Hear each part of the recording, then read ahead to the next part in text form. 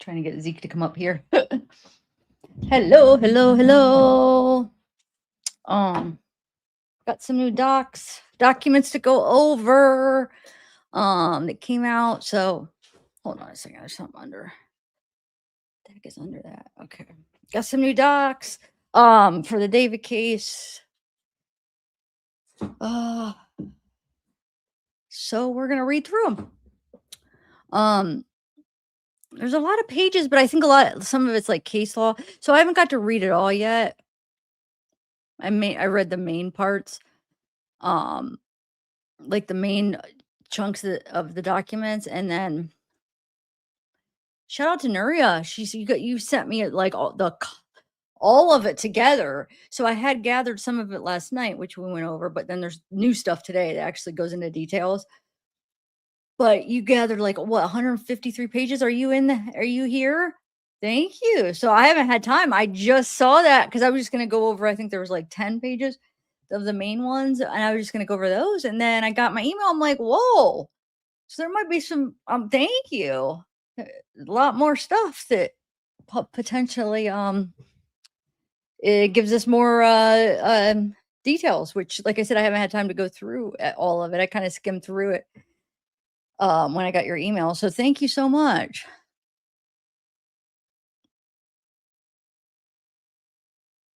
Wait, Nuria, hold on a second. I want to make sure I know.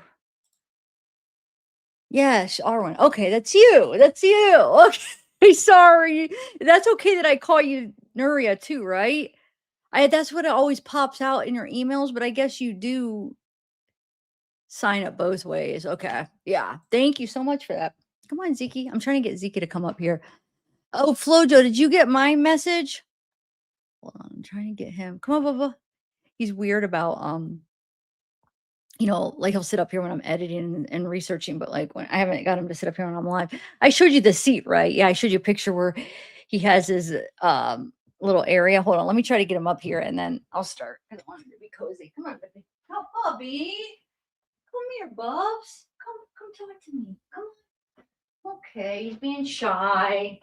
He's being a shy boy. Hopefully he'll hop up. All right, let's get started. Hey, Cat's here. All right, so we'll get started on that, and then maybe if I need breaks from reading it, I'll play some of the Twitch. I did end up getting an Aysia, Neo, and Zerk, not Zerk. What are you doing, Bubba? David Twitch clips, at least the ones I have downloaded so far. I got those all together and kind of like filtered out a lot of the music.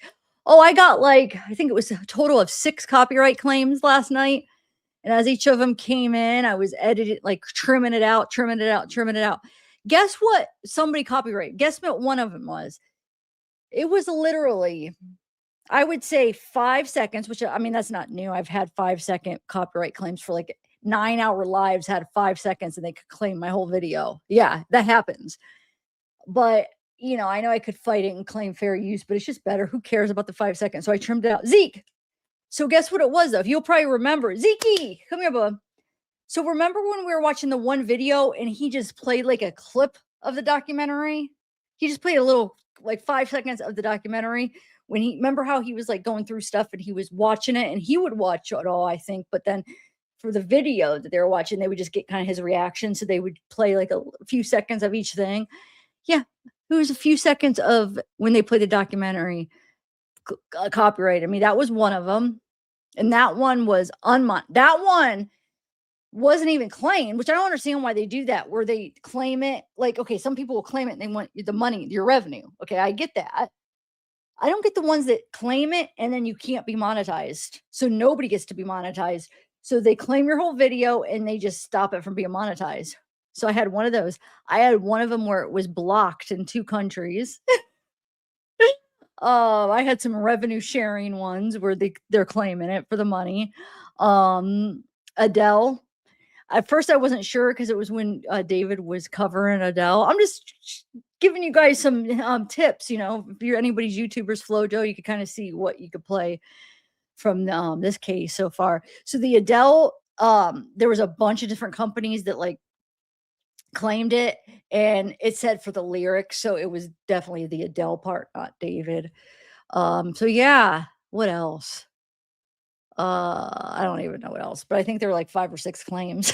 Austin, what's up? All right. How are you? Hey, Deladank, Adele. Oh, Adele. Adele. And then we got Flojo, Arwin. Okay. Um, Let me get my document up. We'll just dig right in. Like I said, I might skip through some of this because 151 pages. I probably don't need to read all of them. But we'll kind of skim through and then maybe go back through if we have time after. Like, oh, we skipped this. Maybe we'll go back and read it. All right, let me share my screen. Um,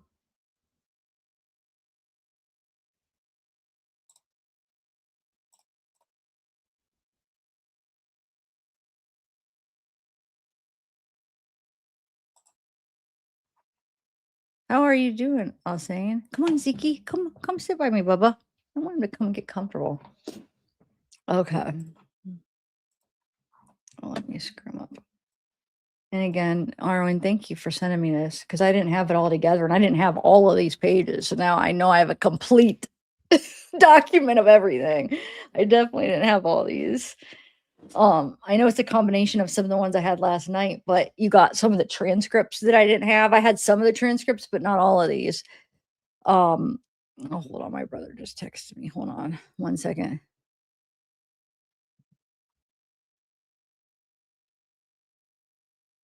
Oh, Zeke's crying. Zeke, come here, baby.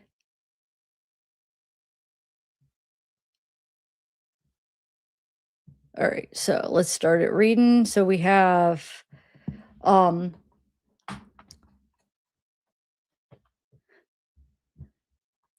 in the Court of Appeals for the Judicial District at Houston, Texas, we have the Dawood Burke. Dawood. I forget how he says that. Dawood, whatever. It's not working again. Why has that been doing that? No, that happened. That's been happening in the last, come on, Bubba, the last few chats. Remember, I'm like, where's everybody at? Shoot. Well, like, I think they'll eventually catch up. So just chat. Don't, and I think eventually they'll come up because that's what it's been doing. I don't know why StreamYard is doing that. I don't know if it's a YouTube issue or a StreamYard issue. Come on, baby. Hold on 1 second. Hold on 1 second. Come on, baby. Come on. Zeke, come on. Running away from me. Okay. Um, all right. I just wanted to pull up my stream so I could see what you doing. Yeah, dude, there's nothing. Huh. What is it doing? Hold on. He keeps getting into my sheets. Hold on, guys. I'm sorry. Zeke, come here, baby. Come here. I'll put a blanket down. Come here. Here, I'm gonna get a blanket down. Here. Hold on, Bubbles. I'll get a blanket. I'll get a blanket. I'm sorry, guys. Hold on 1 second, puppies. I'll get a blanket for you. Here. Okay. Come on. Come on, Bubbles. Come on. Come on. Come on, baby. Come on. Yeah, there you go, baby. There you go. Get cozy on the blankie. Yeah. Oh, he's so cute. We'll just sit on the floor, at least get comfortable. Dude, this sucks. I'm not going to be able to see your guys' chat. Well, just hopefully you guys still want to stick around and hear the documents. I think it'll eventually catch up. What's it saying, Halsey? And I can't even see what you guys are answering. Like, I wonder what the heck is it saying when you try to chat? Let me see what it does when I just do it. Hi.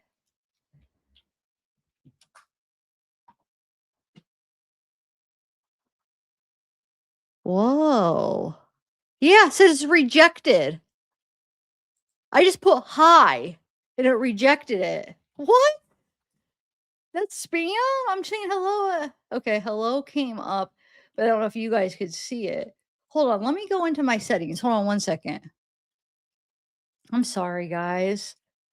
We're gonna get into this, but I just want to see if maybe I'll turn off subscriber mode. Just maybe that might help or something. I know that shouldn't do that for being on subscriber mode, but maybe that'll help knock something out.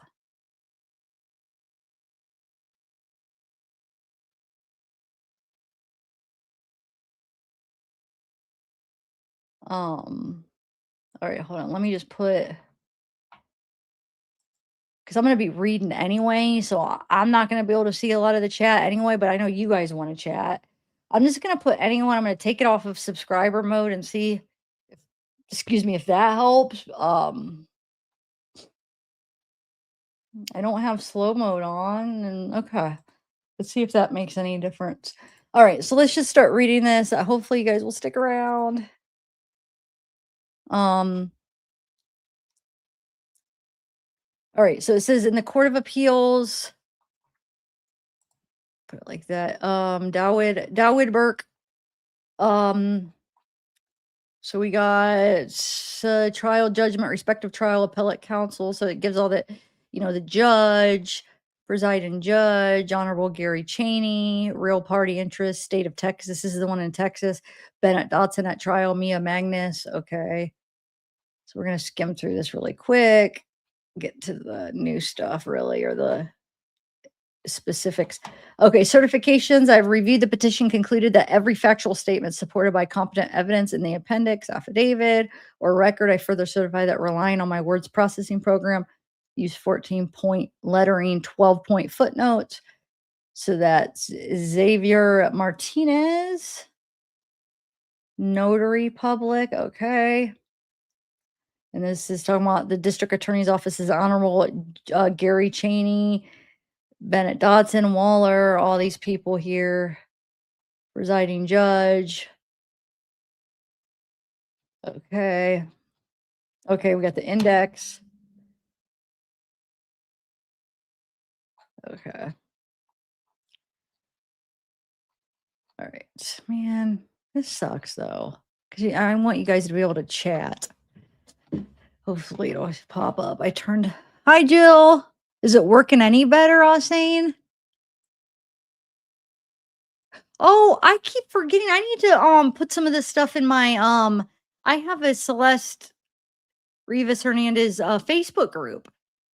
I don't remember if did we get it in the Nightbot? I can't remember.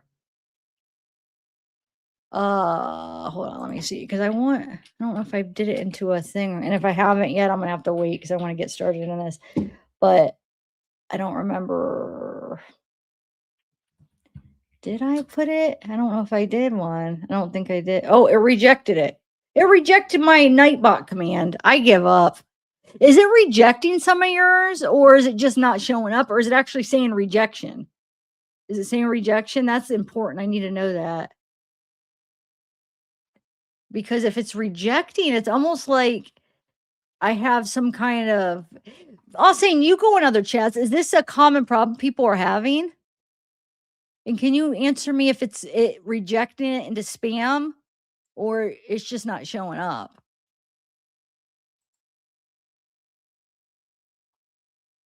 Because wonder if my like a setting is off or something. Or something just got triggered. Shoot, man. I want to know if this is a common problem, but you guys can't even answer. Like if you guys have been in other chats and they've been having an issue, so then I know it's not my issue. It's YouTube's having issues, but you guys can't even answer me because it's not working. Dang it. Hold on, let me see if I didn't change any of my settings though. Let me see something. Upload defaults. But all saying, can you answer me? Is it rejecting your comments or they're just not showing up? That's what I need to know. Is it saying rejection? Can you just answer that real quick? Because that will, let me see what.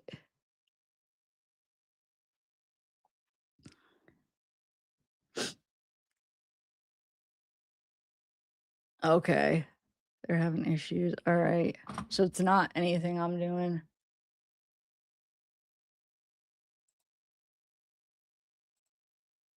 All right. I'm just going to continue then.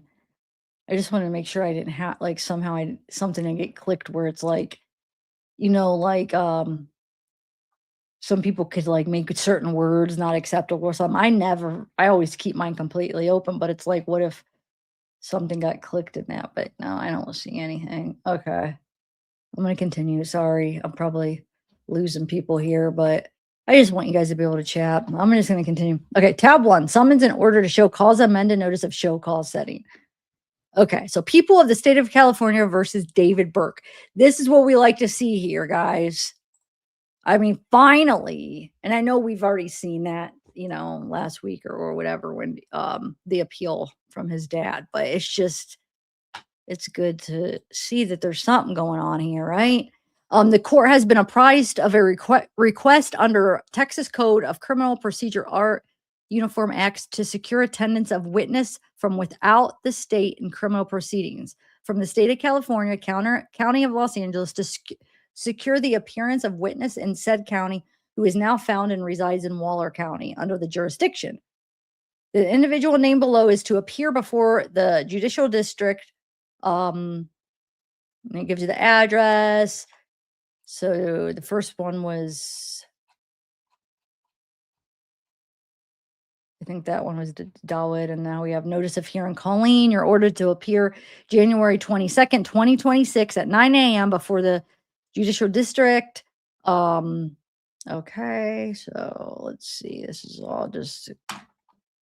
this is just like all the documents that's for this all together. So I know some of them is from January 20th. Okay. And then we have 506 Judicial District, amended notice of cause setting. We have,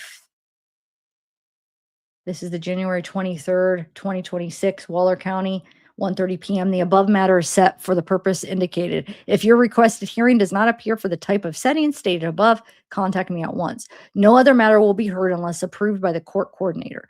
Mr. Dotson, you are responsible for providing a copy of this notice setting to opposing counsel and any pro se parties that have not received a copy of this notice to ensure. What's that noise? That was weird. Okay. To ensure that all necessary persons appear. Provide a copy of your notice if necessary to me and the district clerk. Please contact me for a continuance or resetting of the matter, unless prior approval for a continuance or reset is obtained from the court coordinator. This matter is called as stated. Okay. So tab 2, redacted certification documents. So Dawood Burke, you are commanded to appear before the grand jury of the County of Los Angeles, State of California Criminal Justice Center, gives the address, on the 11th day of February, 2026 at 8 a.m. as a witness in an investigation pending before said grand jury. Grand jury proceedings are secret. You are therefore ordered on behalf of the supervising judge of the criminal division of the Los Angeles County Superior Court and the criminal grand jury not to disclose your grand jury subpoena to anyone except to your own legal counsel, given under my hand the 15th day of January. So he was given it 15th day of January, and the date he was needed to appear is February 11th. So he had like almost a month. Okay. I mean, to prepare. Grand jury, Superior Court of the State of California for the County of Los Angeles, the people of the state of California, plaintiff versus criminal investigation, Nathan Hockman, subpoena for the grand jury. I hereby certify that I served the within subpoena on the following named persons at the time and place herein stated in the County of Los Angeles, they being witness therein named by showing the original to said witness. And these are all not filled in. And further, that after due diligence search, I have been unable to find or make a service of said subpoena in said County of Los Angeles, person therein. Okay, let's skip through here. So now we have Superior Court of the State of California for the County of Los Angeles, the people of the state of California versus David Burke. Okay, I'm going to make this bigger now. Okay, let's do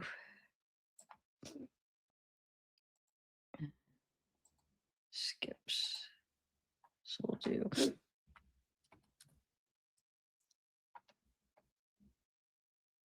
wait. Oh yeah, I could do 200. What am I thinking?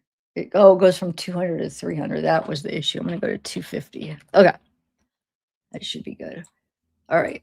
I am the judge of the Superior Court in and for the County of Los Angeles, State of California, a court of record, and I do hereby certify as follows: that there is now a pending in the Superior Court for the County of Los Angeles the above entitled grand jury investigation that Deputy District Attorney Beth Silverman has made a request for the attendance of out-of-state witness Dawood Burke to appear and provide testimony in the said cause.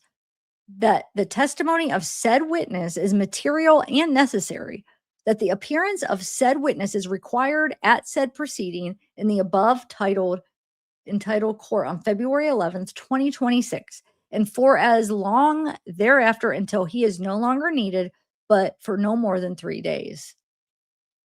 That a true copy of said request for attendance of out-of-state witnesses attached hereto in the terms thereof incorporated herein and made a part of hereof for all purposes as though the same were set forth here in full. That this certificate is made for the purpose of being presented to a judge of a court of record in Waller County, Texas, in which the county witness, Dawood Burke, is currently residing upon proceedings to compel Dawood to appear before this court in the state of California upon the day and year herein above set forth.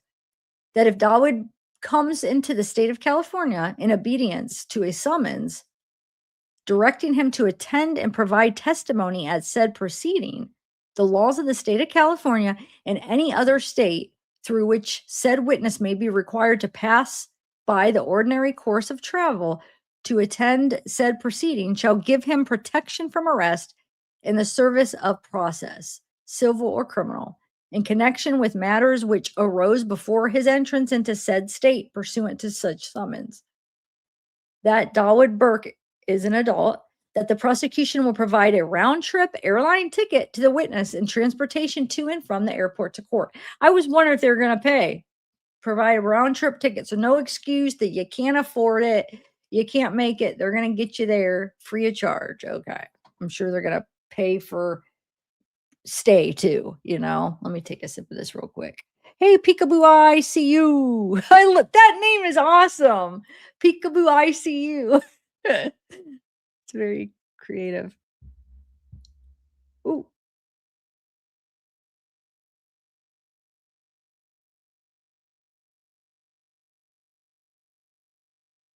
Oh, I could read a little bit of Spanish. I can't speak it very good. I see you don't speak English. Do you there should be a translation, right, on YouTube? I always have those checked off, so, like, checked on, so if they are able to offer it, they should, hopefully. I don't know if that's one of those things that you have to wait till it's not live, though. I feel like, yeah, because closed captioning too. Shoot. Um, YouTube problem, yeah. Okay. Okay, let's do this. All right. On replay, if you wait like an hour or whenever it's processing, well, you can't understand me, huh? Anybody speak Spanish in here to translate it? I was gonna just tell her that it should eventually translate. Yes, she does. All right. Well, looks like you speak it too. Cool. Oh, there are a few people. Awesome. I like Jill. I like your profile picture. Okay. State of California. I, undersigned judge of the Superior Court of the State of California in and for the County of Los Angeles, do hereby certify that the said Superior Court is a court of record having a clerk and seal, that said clerk who has signed the annexed attestation is a duly appointed qualified courtroom clerk of a Superior Court Department of the State of California in and for the County of Los Angeles, and was so qualified at the time of the signing of said attestation that he and she is the legal custodian of the said seal. That said signature is his or her genuine handwriting, and that all of his official acts as said clerk are entitled to full faith and credit. And I further certify that said attestation is in due form of law. January 15th, 2026. Okay. So I'm gonna skip this one. Basically, it's out of state witness, Dawood, um, sworn the acts of such. Okay, same thing, basically, saying basically the same thing. Okay, so now we have Superior Court, the people of the state versus David. It says the Honorable Craig Richmond, Judge of the Superior Court for the County of Los Angeles, State of California, the undersigned Deputy District Attorney of the County of Los Angeles, State of California. I'm going to skip all this. It's doing the penal code. Hereby reports and certifies based on the information and belief as follows: that there is now pending in the Superior Court of the County of Los Angeles the above titled grand jury investigation by the State of California against Target David Burke. Target, wherein Target may be involved in having committed the following criminal offenses against the laws of the state of California, to wit, one count of murder in violation of Penal Code Section 187A. To actually see that in writing like this after almost like a half a year, right? We have, yeah, almost in another month or so, it'll be 6 months. To see that is very, like, what's the word for it?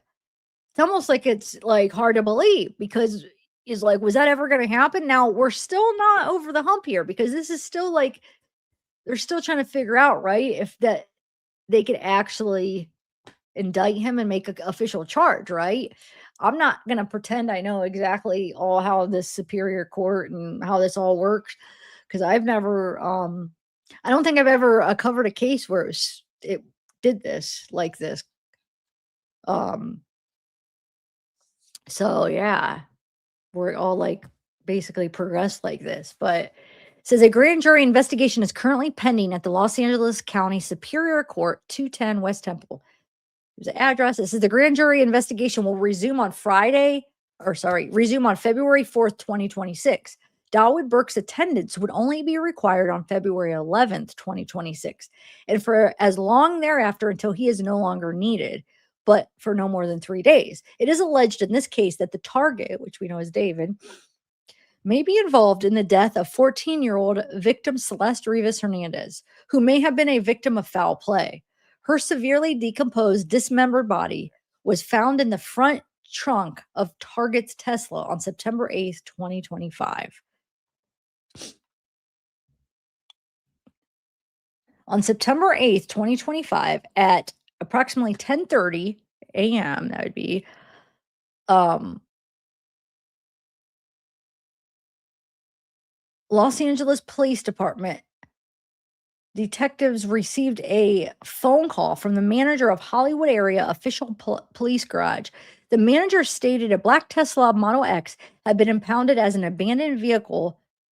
Um, Wait, hold on. Let me get this message. This might be important. 1 second, guys.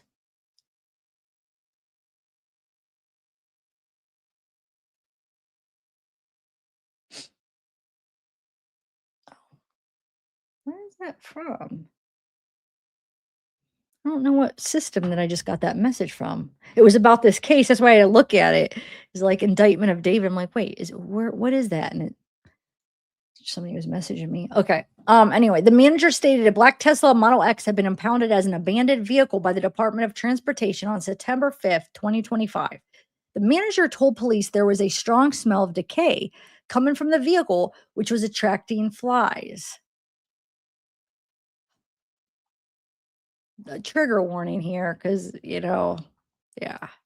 LAPD detectives responded to the Hollywood tow yard to investigate. Detectives approached the vehicle, which was parked on the upper deck of the impound lot, and immediately noticed a smell of decaying biological material consistent with a decomposing corpse coming from the front storage compartment of the vehicle. Detectives obtained a search warrant for the vehicle, and when the front storage compartment was opened, detectives observed a black cadaver bag covered with insects and a strong odor of decay. Oh.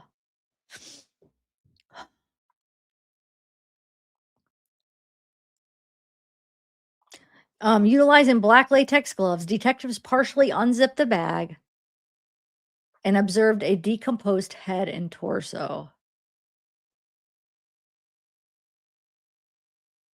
Wow.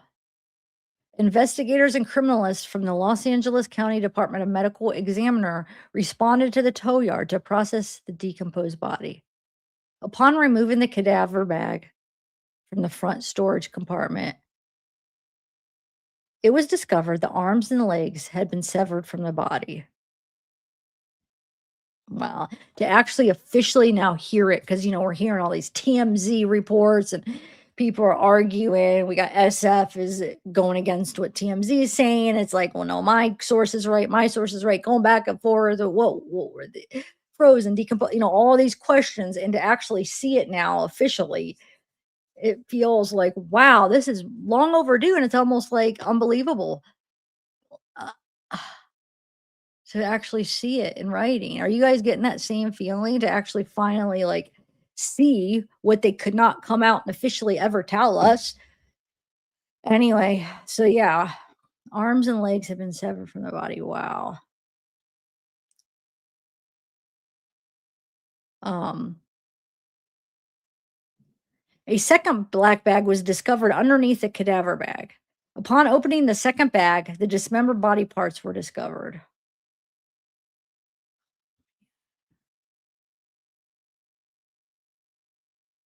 That's just wow. Um,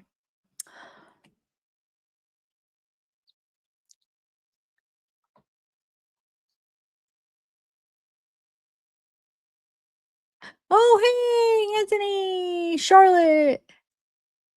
Stack Charlotte Storio. Hey, thank you for coming. Is the chat moving pretty good now?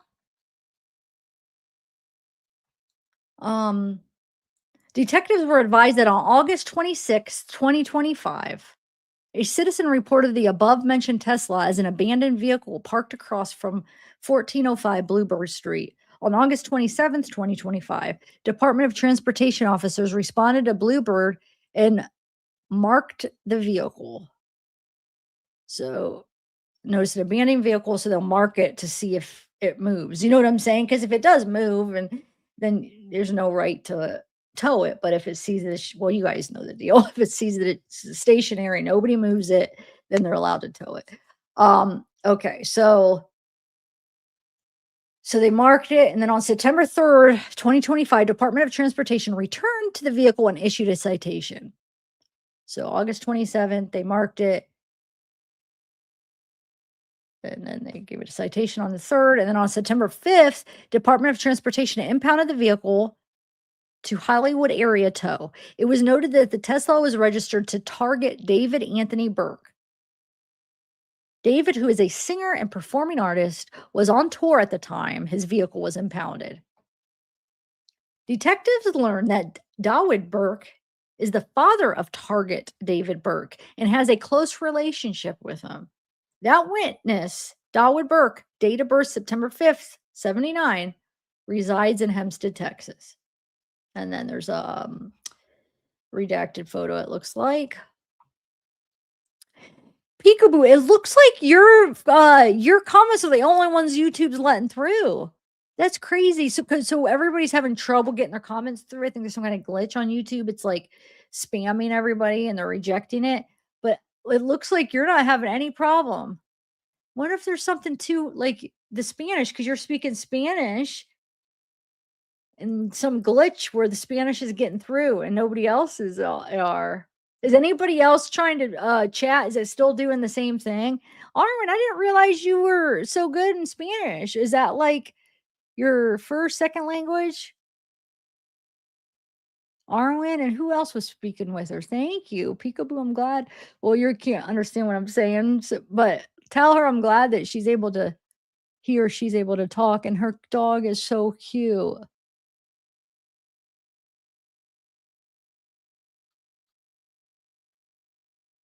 My house is awesome. You're funny. Okay. So 9, that if David Burke Dawood Burke, sorry, comes into the state of California in obedience to a summons directing him to attend and testify at said grand jury investigation.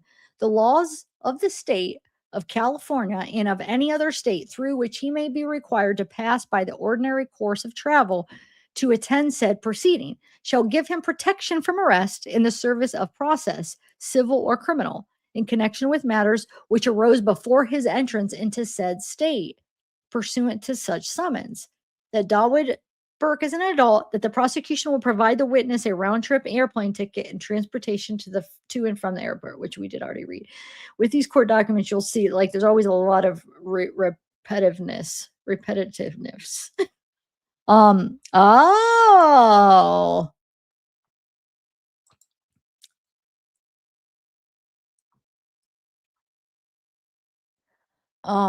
wherefore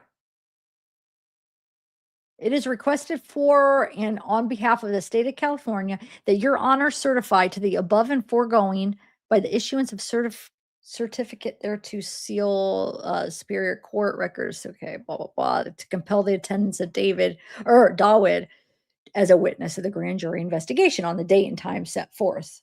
So we know what happened. We know he tried to appeal that and it got denied basically. So he's going to have to go. Did they, I think when I checked like yesterday, last night on the live, it was still needed to be reset the date, right? They were waiting to, I don't know. It didn't show what the reset date was. I don't think it did. I'll have to go look at it after I get through these, or maybe it'll be in these documents. Hey, Edgy Barbie.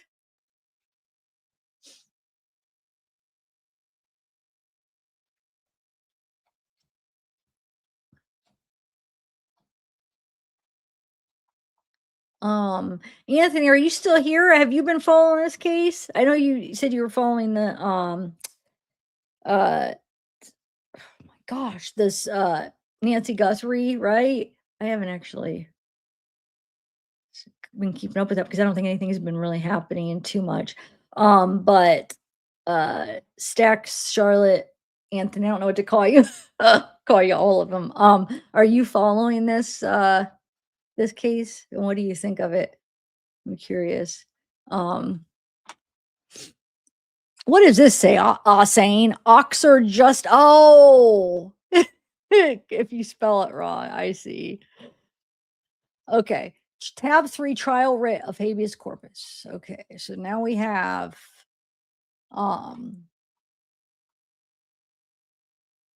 application for writ of habeas corpus. Texas law permits a court to compel a resident to testify in another state only after a meaningful hearing and only upon specific statutory findings. That process depends on notice. Here, the court ordered Mr. Burke to travel across the country to appear before a California grand jury without ever allowing him to see the full documents that justified that extraordinary compulsion. By denying him access to the very documents, let me make sure I'm not, documents, Article 2428 makes central to the court's decision. The proceedings ceased to be adversarial in any meaningful sense and became ex parte in everything but name. Texas law and constitution require more. Because of this, Mr. Burke moves the court to grant the issuance of a writ of habeas corpus and ultimately quash the state of California subpoena requiring her to appear to testify before a California grand jury on February 11th, 2026 at 8 a.m. Now, remember, you guys, since we hadn't had these documents before, I know we had some of them yesterday. Now that they're all out, that's why some of them are old, but not that old, but now we get to see what was going on behind the scenes. So yeah, this was, he didn't want to come. They didn't want to come. And this is his argument of why he doesn't think he should have to appear, a part of it at least. I'm sure they use the same one for all of them. Caleb, Colleen, and Dawood, right? They all have met Celeste. I mean, that's for sure. That freaking 3-day LA show. I mean, she was sitting up there with him. She was backstage with his sister. She was backstage with his brother. They 100% met her. Now they could argue that, they thought she was 19 or whatever everybody else was saying. But I mean, what do they know about her? Why aren't they, saying anything? Why aren't they being cooperative? And why? And I think that's interesting that they say the dad and David are very close. So it's like, did they think that he helped? They think he's involved in somehow helping in any way? Because you notice that they said that, which was kind of interesting how him and his dad are very close. So I thought that's kind of telling of what they're thinking. Okay, so it says a writ of habeas corpus provides the appropriate vehicle to challenge a district court's finding that an out of state subpoena should be honored and complied with.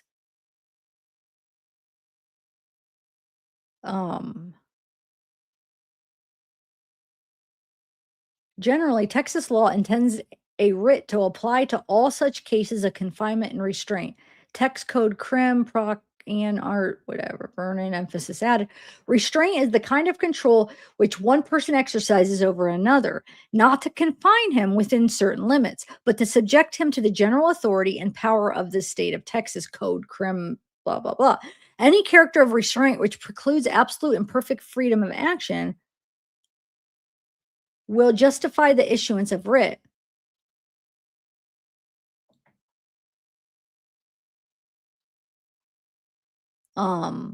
Mr. Burke has satisfied that standard here. In this case, the state is compelling him to travel to another state against his will. The court has ordered him to appear at a specific time and place. The state of California has ordered him not to disclose the grand jury subpoena to anyone except his legal counsel. If he does not appear, he could be imprisoned. Well, Mr. Burke, I mean, don't you understand? A young girl, very young girl, has been murdered, possibly. I mean, she's dead. So, I mean, whether it's some kind of accident or they're investigating a murder, they think there's foul play. I mean, look what they did to her body. You know what I'm saying? So that in itself is horrible. So, like, I think you just appearing to give some information in your testimony, I mean, come on. They're gonna pay for you to travel. You know what I'm saying? Like, this is somebody's family that just lost their daughter, their sister, their cousin, and I don't know. It's crazy that his parents can't do that, you know?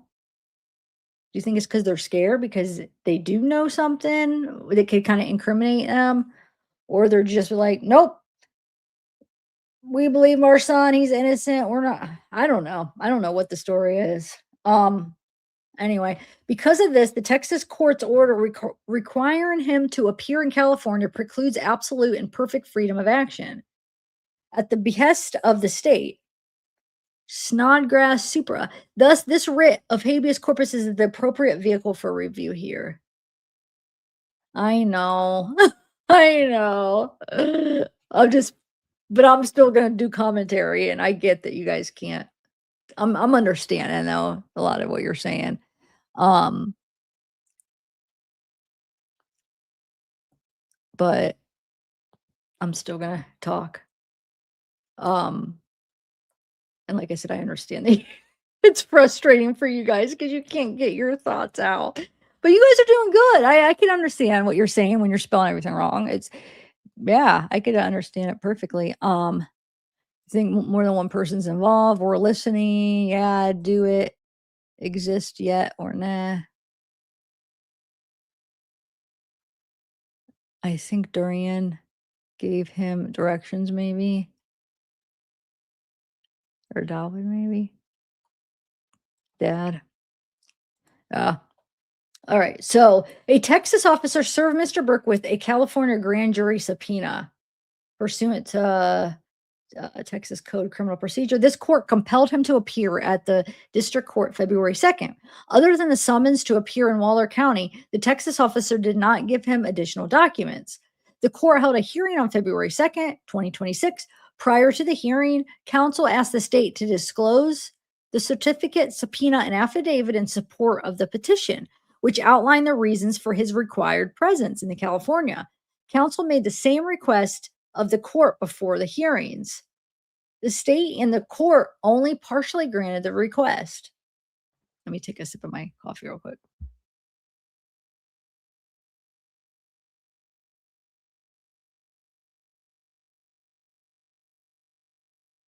Thank you guys for sticking around because I know it's frustrating that you can't talk. Can somebody answer? I know Flojo, I don't know if he's still here. He did say that it's happening. It's not just my YouTube, it's a common thing that's going on with YouTube. Are you guys finding that too? That there's other live streams are doing the same thing? Because I would like to know if there's something I need to check in my settings, or this is definitely you've seen it in other streams.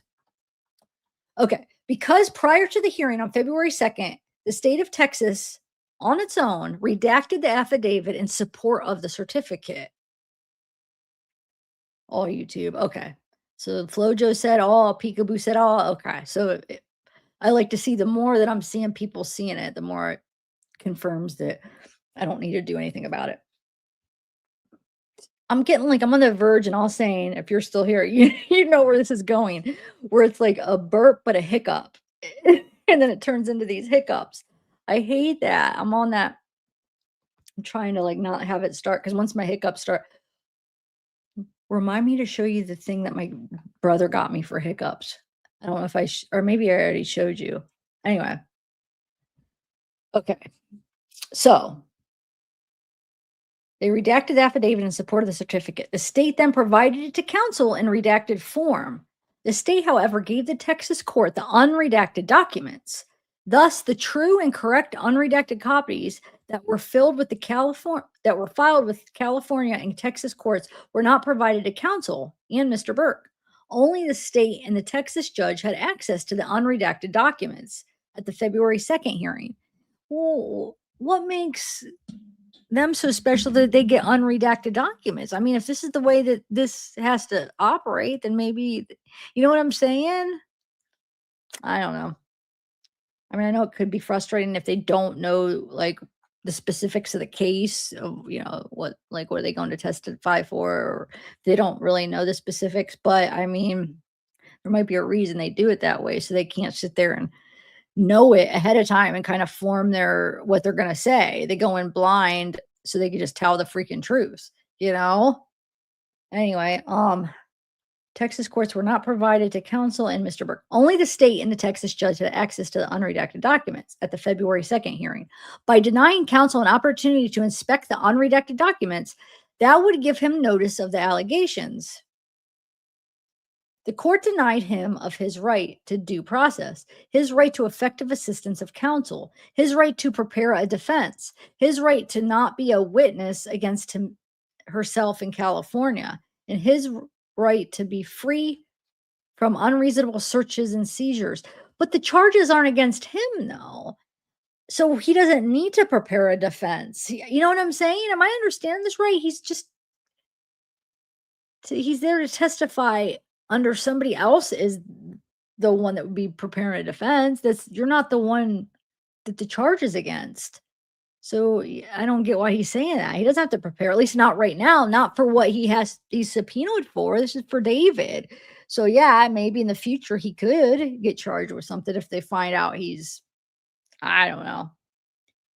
But he's going to try everything because, this is kind of up his alley, Darwood. I mean, he knows this stuff, so he's going to try everything he knows to get out of it. Anyway, notice is fundamental into our system of justice. For instance, the Texas Constitution guarantees that a person should know the nature and cause of the accusation before trial. Yeah, but he's not the one going to trial. He's not the one in the defendant. So, and actually, if you think about how other trials work, this isn't even a trial yet, but if you think about how other trials work, when there's witnesses, they don't get to see the whole discovery. They're not even, wait, back up. They're not even allowed to go watch the trial until their testimony's done. There's a reason that it operates that way. I know this isn't a trial necessarily right now. It isn't, but see what I'm saying? He's just a witness. Think about that when they have witnesses. they're not allowed to even go sit at the trial until they're done, most of them until they're done testifying, because they can't know all this stuff ahead of time. So what is he even talking about? He's acting like he's the one that's being charged and he's not. Am I understanding this right, guys? Hey, Debosh Bish, is it working now?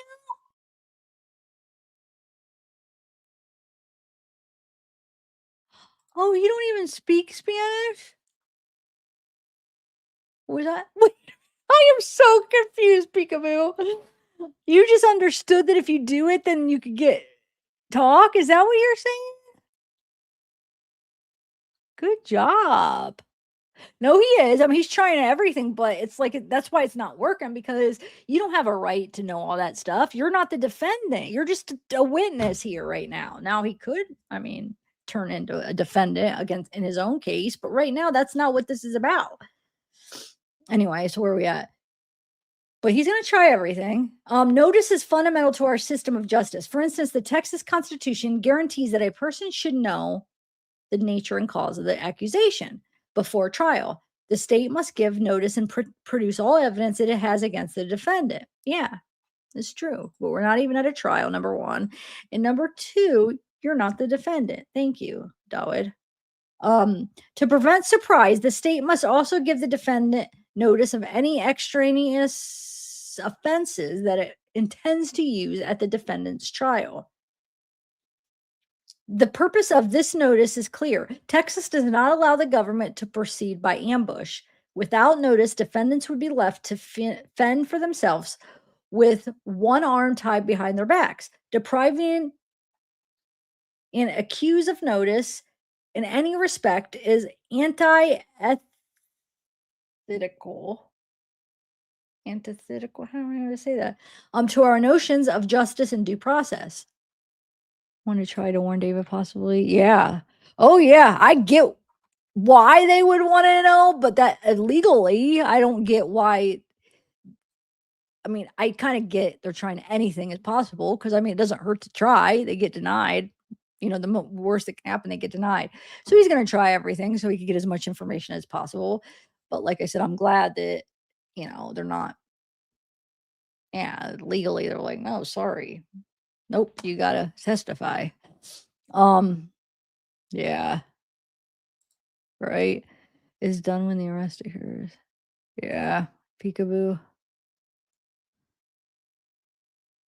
But yeah, you're right, Jazzy. Jazz. Cat's here. I'm glad I could talk to you guys now. Okay. Yeah, I was like, girl, I've seen you speak English. Ha. Yeah, I didn't catch on. Wait, she was probably writing it in Spanish. I don't speak it. I don't even. I was just trying to read everybody's. That was kind of fun reading all the misspelled ones, though. It's sickening and pisses me off. I started reading the 151 documents. Great to see you cover. Oh, thanks. All right, so in case the state seeks to compel a Texas resident to appear at a grand jury in another state against his will, despite this extraordinary ask, the state seeks to do this without any meaningful notice to the defendant as to why this is appropriate under the law. In doing this, the state is depriving Mr. Burke of his right to present a defense, receive effective assistance of counsel, and the right to not incriminate himself, and his right to due process. They're talking about Dawid, right? Because he's the one that was the subpoena right now. I don't understand what he's talking about. He's not the defendant. What am I missing here? Is it guilty conscious much? Like, is he thinking he's the, like, or maybe I'm not understanding right, but he's not the defendant, right? Like, that's what this is in relation to, is for Dawid subpoena, right? And well, and his wife and Caleb, right? No, not yet, Miyagi. Not yet. Not yet. They're still investigating this. Okay, Mr. Burke has the right to defense. And not the right to not incriminate himself and do right process. Okay. Because Mr. Burke received redacted documents, he had no opportunity to present a rebuttal to the information contained in the documents. Thus, the proceeding was de facto ex parte hearing. Yeah, because you're not the defendant. You don't need a rebuttal. What is he talking about? This is crazy.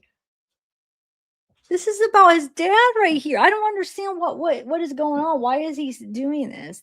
This isn't even about David. This is about him testifying as a witness. Anyway, the result defeated the purpose of article. I am understanding this right? That's what this is. This is his dad making the argument for himself, right? Um, Anyway, Article 2428 does not authorize an ex parte compulsion order. Instead, the article instructs that the Texas court shall set a hearing to determine whether certain conditions have been met before compelling the witness to appear in another state. Yeah, the witness. I mean, at that hearing, the judge must determine whether the witness's testimony is material and necessary. Detailed facts that support materiality must be given in generalized conclusions that the witness's material and necessary are insufficient. In generalized conclusions that the witness's material and necessary are insufficient. Huh. Um. Oh, I see what he's saying. Okay, because this is still his argument. He's saying that generalized conclusions that the witness's material and necessary are insufficient. No, you're the dad. They want you. They need you as a witness here. Like, what the heck? In addition, the Texas court must determine whether the witness will suffer undue hardship if he is compelled to testify in another state. And the court must also determine whether the requesting state will provide the witness with protections from arrest in the service of civil and criminal process.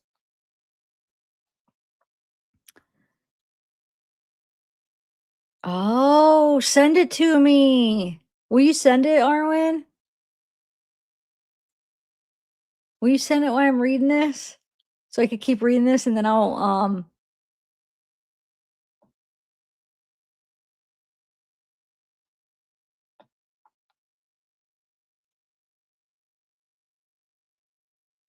someone asking if they were close by there.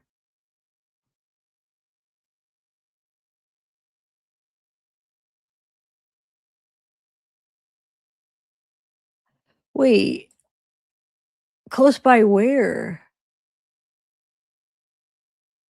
Let me finish this page and then I'll see. I'll go find it. Or if somebody wants to email, I'll check my emails. Okay. It is compelled to testify in another state, and the court must determine whether the requesting state will provide witness and protection from arrest in the service of civil and criminal process. The article instructs that the certificate shall be prima facie evidence of all the facts stated therein. Prima facie evidence, I don't know if I'm saying that right, means evidence sufficient as a matter of law to establish a given fact, if not rebutted or contradicted.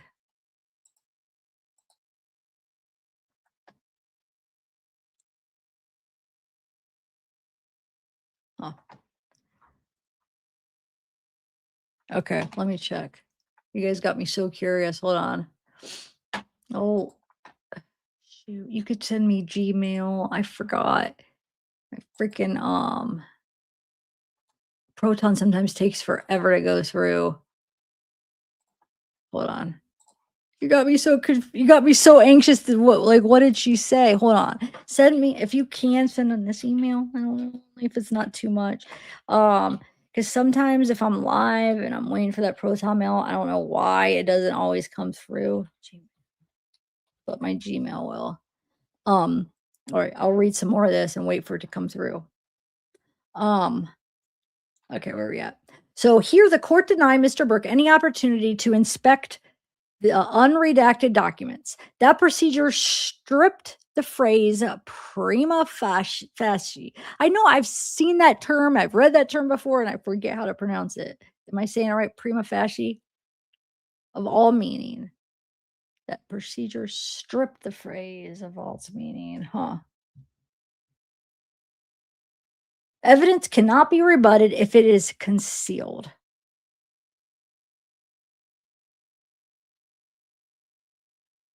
And a hearing cannot be adversarial if one side is denied access to the very documents the statute makes central to the court's findings. By proceeding this way, the court effectively converted Article 2428 to an ex parte mechanism for interstate compulsion.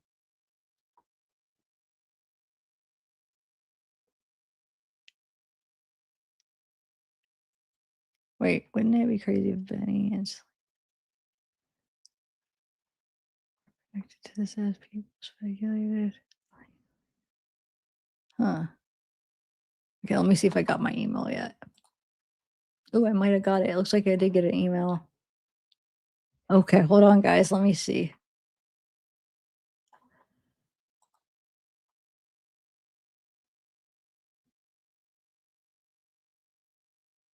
Wait, hold on. What?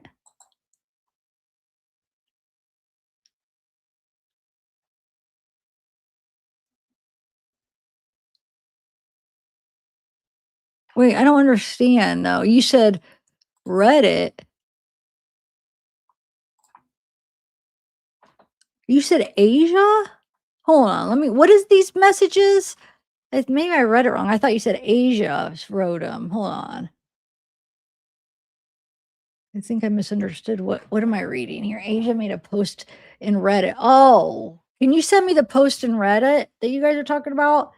I think you guys are talking about two different things. So, um, I replied you an email to Zev. But the one that I got, the email that I got, it looks like it's from Discord, not Reddit. So, okay, I have two different things. Okay. So somebody sent me the Santa Barbara thing, which I'll have to read that over again because I was going into it thinking it was the Asia thing. So, okay, let me read. Oh, you just sent me the Reddit link. Okay.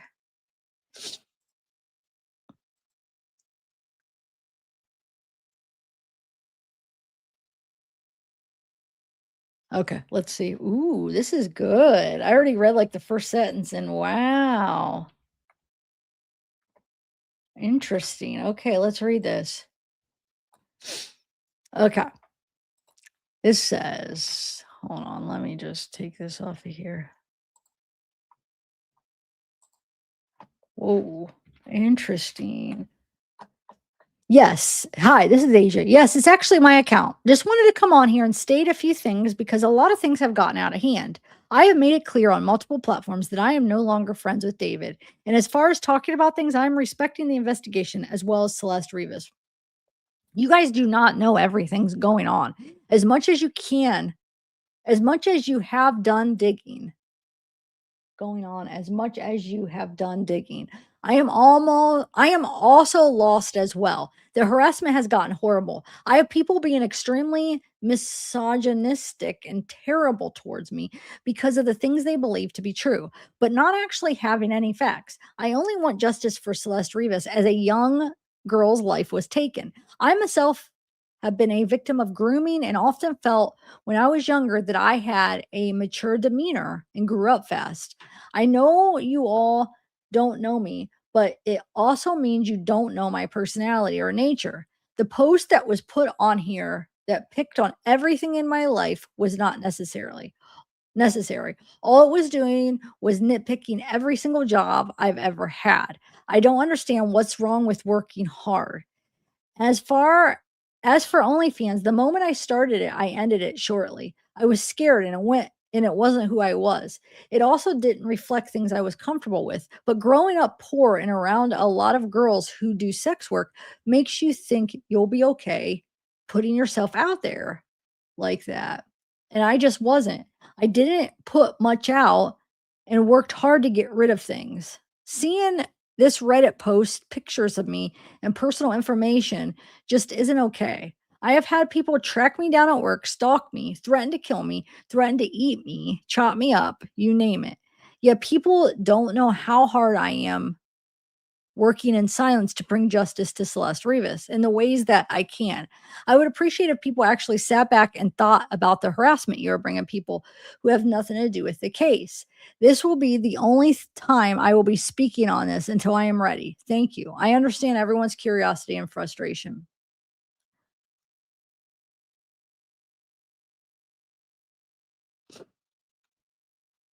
So what do you guys think? What post was where they like that this Reddit was posting a lot of like personal stuff on her and stuff? I haven't been really looking on Reddit anymore for certain reasons. So I just been just doing my own thing, trying to look up stuff. So have they been posting a lot about her? I don't even know what post she's talking about. Hmm. Interesting. I kind of believe her, guys. I'm kind of feeling bad after reading that. I mean, I know some people are going to come at me like, you, what's the word for it? I don't know, but I do. Cause I mean, she may not. Like, that might be, she might just be an innocent bystander. But I mean, I know the other option is maybe she does know something and she's feeding us a line of BS. But I don't know why I believe her for some reason.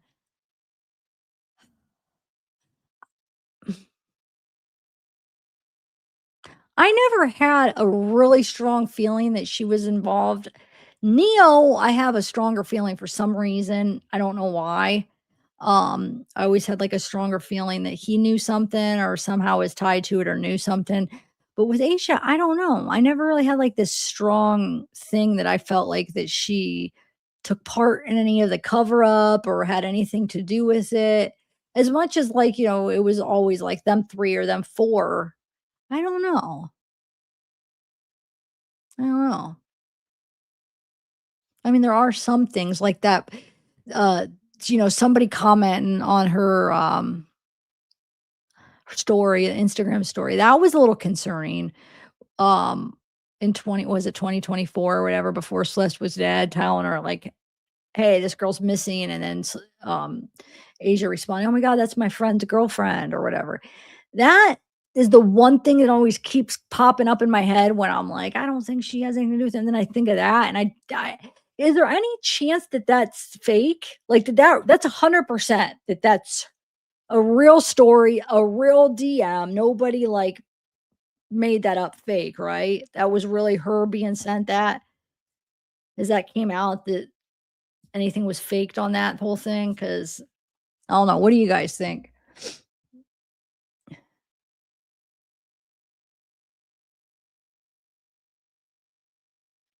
Okay.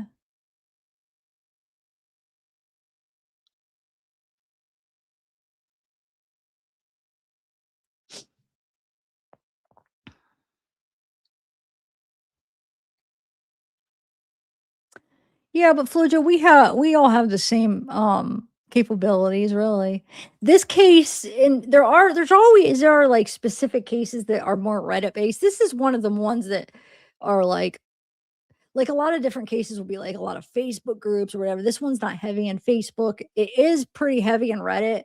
Um, it's one of those Reddit cases, but we all have the same capability, so I just, trying to give that up for certain reasons. Um, but, uh but interesting. Yeah, cool. And I think the reason why, it is like you said, gold is because some of the key players, because everybody's like quoting Reddit and talking about Reddit for this case. So some of the key players, Neo, Asia, they're coming to Reddit to comment and respond. So they're getting some of that information. I get that, but as far as research, we all have the same capabilities to research and stuff. But yeah, interesting. Thanks for telling me. That's huge. That's huge. And that's interesting that she chose that. Oh, because they're the ones that posted the crap that she's mad about. Okay. I don't know. I gotta let that sink in a little bit. But I'm first impression, I feel bad for her. This is my first impression, but maybe that's my empathetic nature is to like give the people benefit of the doubt and kind of believe them if they're pouring their heart or whatever. You know what I'm saying? So like my first impression is like I feel empathetic towards her and feel bad for her and believe her, but like, you know, it could come back to bite me like, I told you so." I don't know, but that's my first impression from her words. Anybody else get that, or am I the only one? Um,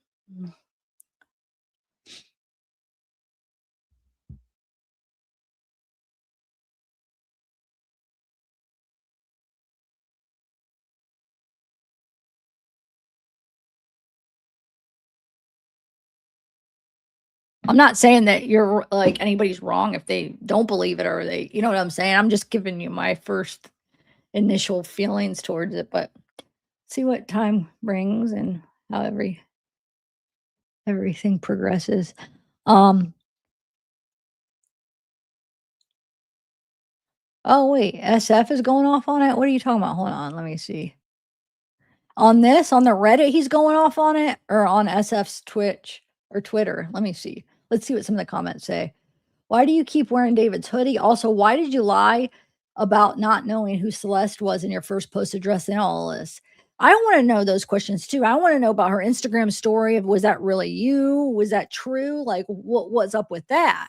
You know, um, replying to other comments, but not my comment. Very convenient for you. Keep dodging hard questions, but won't be able to dodge justice or karma when it comes knocking on your door.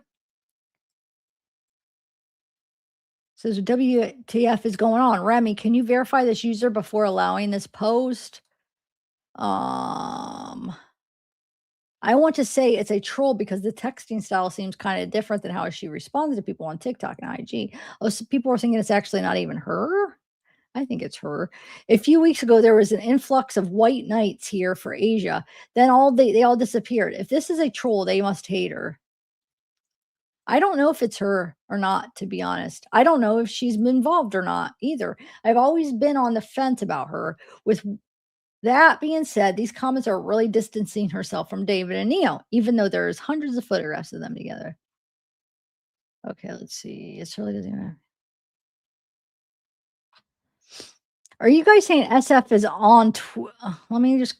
I don't know if you meant he's going off on her on Reddit or on.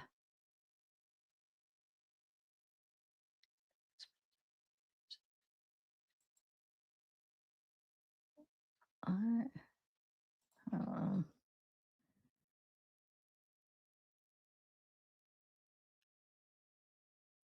I know. Yeah, and so now this is reminding me all this stuff now. I know. See, like I guess I'm just that empathetic. I read it and I see this pain and she's kind of pouring her heart out. And then naturally I just want to believe her and feel bad. But and I'm absorbing it and I'm remembering things. I don't know. Yeah. I'm reading these comments and I'm remembering some of this stuff. Well, I mean, you know what the best thing would be? Like, maybe she talks, she does an interview and answers some of this stuff, and maybe, she can answer it, you know? Um, all right.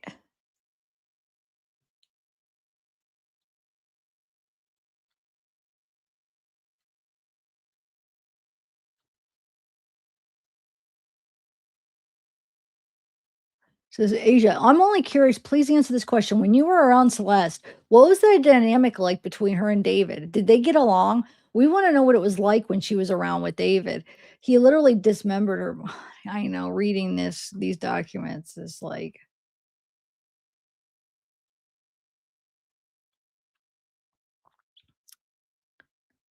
So wait, hold on. What was her name on here? Because that is that her answering? Oh, that was her answering. I forgot what her name was. Okay, so let me read what she wrote. She is answering some of these. All right, so let's see.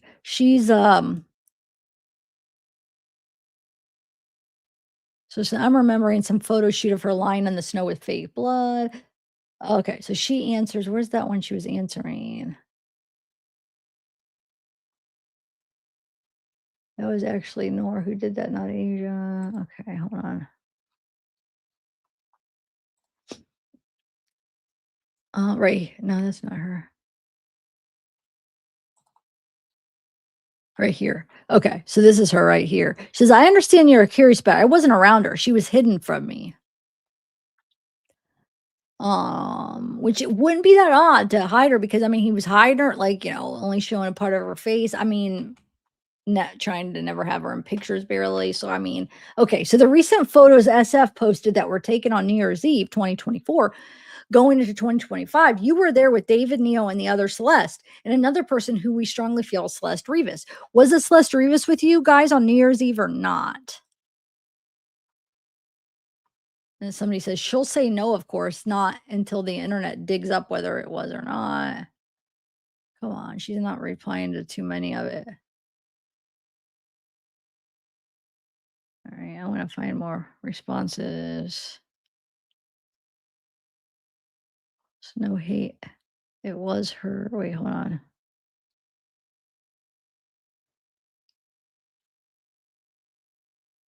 That's me. Oh, look. Check this out. Hold on. I want to see what text I'm getting. Hold on a second.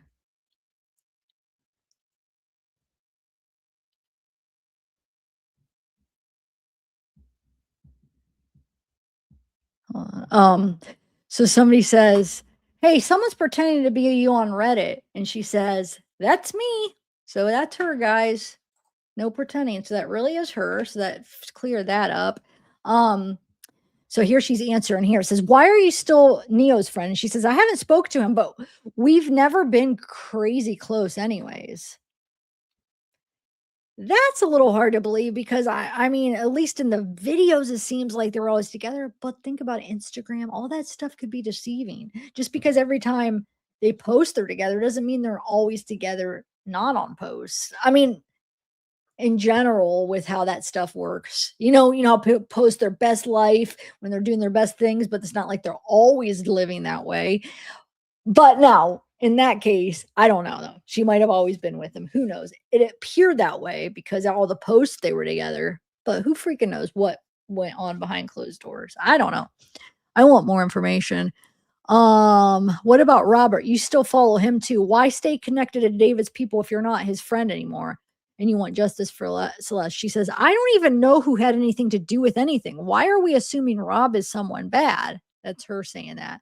Celeste, or oh my God, Asia, and somebody says because he told the Discord mods to stay offline and delete chats. Plus, he was around Celeste a lot, and she says, "How was I supposed to know who was around if I wasn't with him?" And it says somebody says, "Okay, so now what you are going to do about it now? Either you're connected still, or you need to disconnect yourself from these people." Okay, very interesting.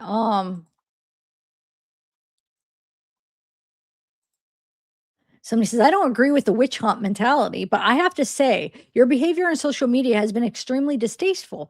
You don't have to talk about the case 24/7, but you have come across as extremely tone deaf and arrogant. And she says, how? I have posted many times that I want justice for Celeste.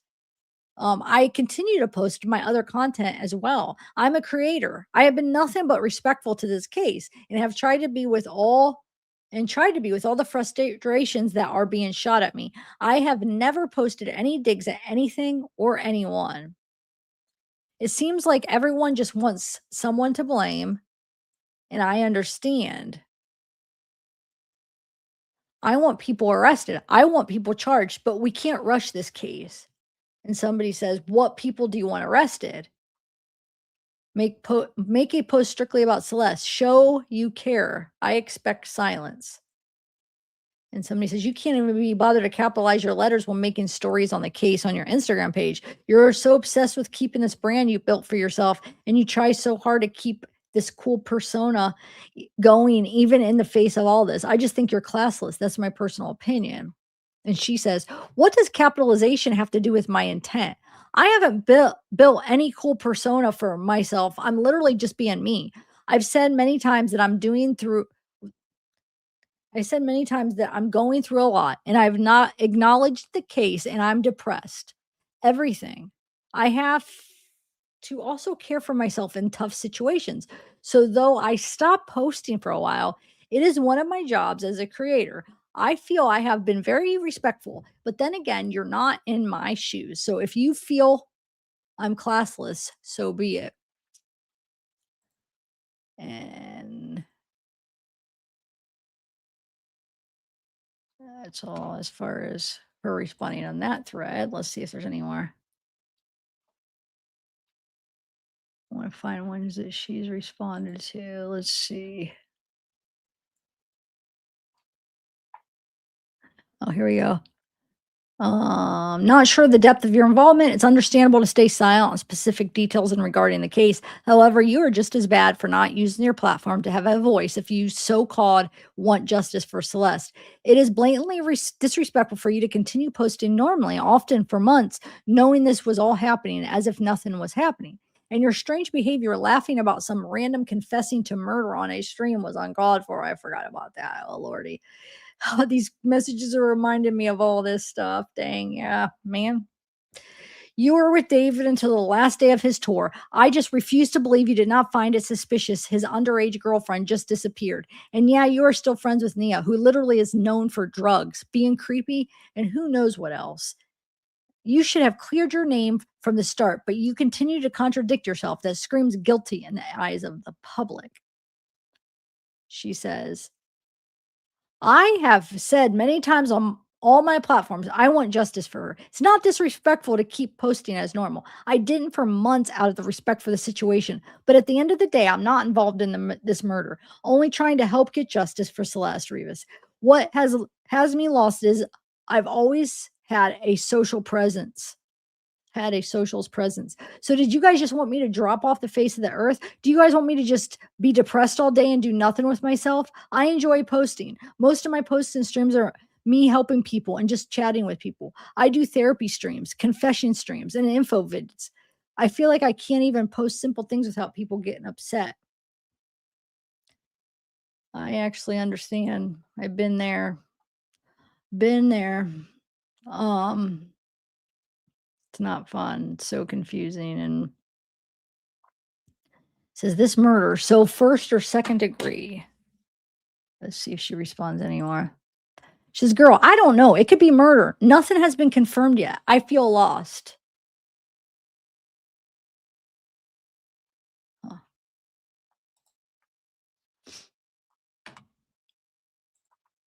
Let's see. So, what do you think of the burn cage and the chainsaw you saw in the garage? Did you not ask questions? She says, I have never been in the garage. Who hangs in their friend's garage?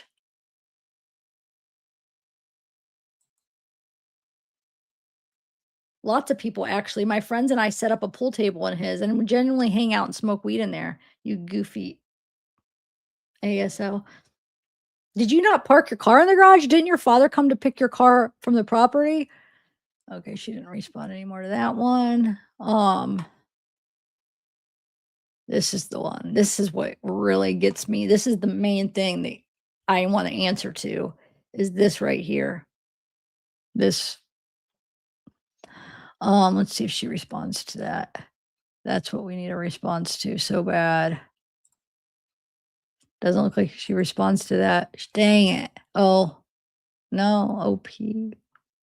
What does that mean? Just OP? What? Dang it. That's what I would wanna know what she says about, this,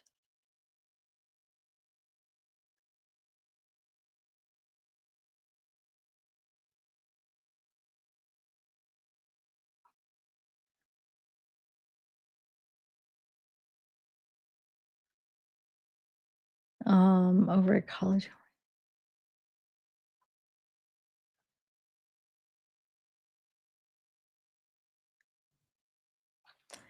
Alright. Um, hmm. So you guys remember this. This was the big one right here where somebody commented on her story, that put Celeste missing poster. If anyone sees her, please contact. It says, and she responds, "Bro, this is my friend's girlfriend." And she says, the person says, "Is there any way you can confirm she's 13?" And then Asia responds, "What the F? You're lying." That's all. So I want to know what the deal with that is real bad. Because that would have been, when she was just missing before she died. So she would have seen her after that, probably with David. Yeah, because that would have been, remember, that was the day before the email. So I think like the same person sent that, and then they realized, shoot, okay, she is with David, sends the email to David's manager. Um, and then she goes home. And then we know Asia was at that show after that, months after that, that Celeste was there. She would know then that's the missing, you know what I'm saying? So what, I wish she would have confronted your friend David. Hey, David, she's a minor. That's why are you lying to us? So yeah, I would definitely, I do have a feeling though, when this all comes to there's an arrest or whatever, I feel like she probably will end up doing an interview since her um life is like social. She'll need to keep that going. I mean, that's what she's probably going to continue. So she'll need to probably answer to it. So I have a feeling she's probably going to do an interview or either have somebody interview her or just come out and explain all the stuff. I mean, I think that would be the smart thing to do if she's going to be, I'm sure she wants to continue her social medias and stuff and modeling and all the stuff she does that's all internet based, so I think she will. I do think she'll do an interview or answer some of the questions, but I think it'll be after probably after an arrest, or if she is a witness and she has to be a witness at the trial, she might wait till after the trial. I don't know. Who knows? Let's see. What does it say? Oh, there's more. Okay, hold on, hold on. There's more. I don't think this is what I read. Okay. I ain't sure. I was just scrolling. I want to make sure I didn't miss any other ones. Hold on. Ooh, here it is. She's answering it. Here we go. Wow. Okay. Did you know Celeste's age? Did anyone? Did everyone? And she says, when I found out her age is when I saw the missing poster.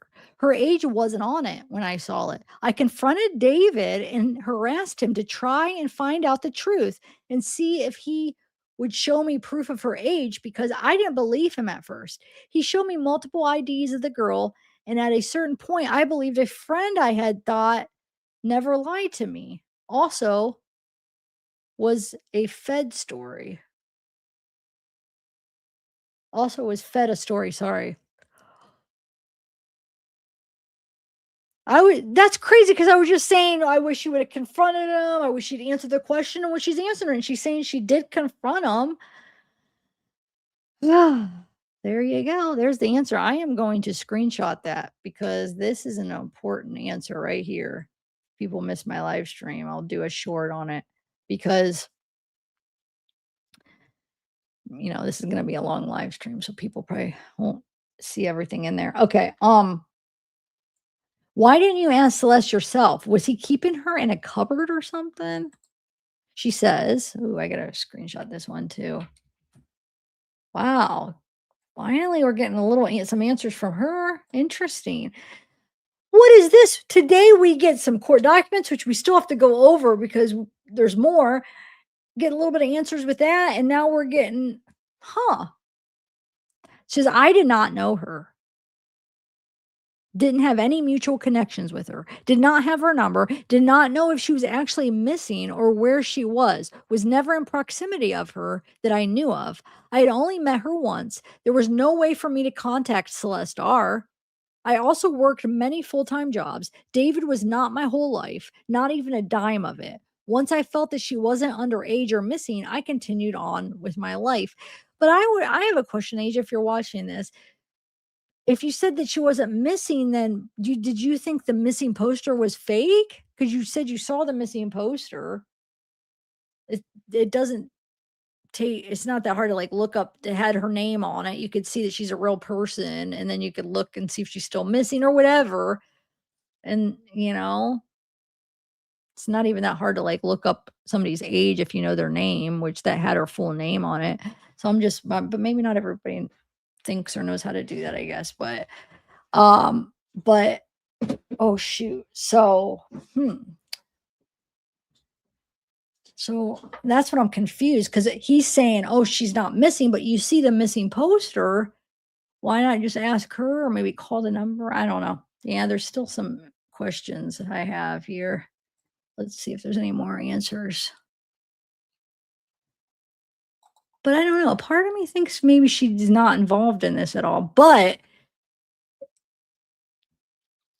could she have done different stuff different to maybe she could have saved her? You know what I'm saying? Like not believed her friend, been more proactive? Should she have done things different? Let's say she's not. Let's say if she has nothing to do with the murder or cover up, didn't have any part in it. I mean, as far as some of these choices though, I mean, yeah, she should have probably been more proactive and not believed her friend or like if he's telling you something, try to confirm if he's lying or not by like calling the number on that poster or looking it up, trying to find her, you know what I'm saying? Anyway, yes, somebody says, "You must have been oh, let me see if she answers this. I'm only gonna read the ones where she answers because I feel like I can't read them all. Let's see. Interesting, though. Thanks. Who told me about this? In chat, thank you for letting me know about this. I forget who said it. Yeah. I'm trying to see if there's any more replies. I probably missed some. You know what? I should go back and try to screenshot all the replies before. You never know. She might end up erasing it, having regrets and of what she said, or you know how people how sometimes people will erase their posts.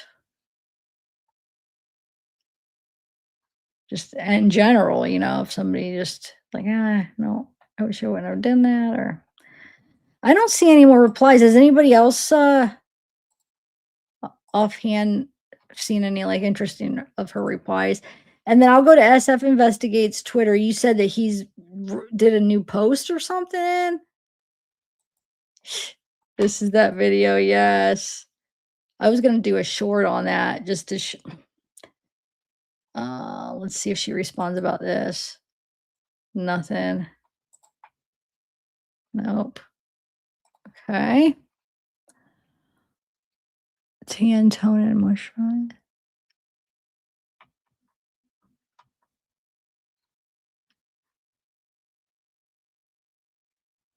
Okay, she posts this. This is her posting a screenshot of this where it says, "This is the David idiots Reddit weirdo misogynist in the sub. Just because she was friends with David doesn't give you the right to be a weirdo misogynist to this woman of color. A lot of y'all have crossed the line with this case and don't know any of this people personally. Let the LAPD do their investigation on David. You're not solving anything with your weird comments." Oh, it says, "Sorry, this post has been removed by moderator." Oh, they removed it. So she's just showing, okay. Huh. I wonder why they removed that.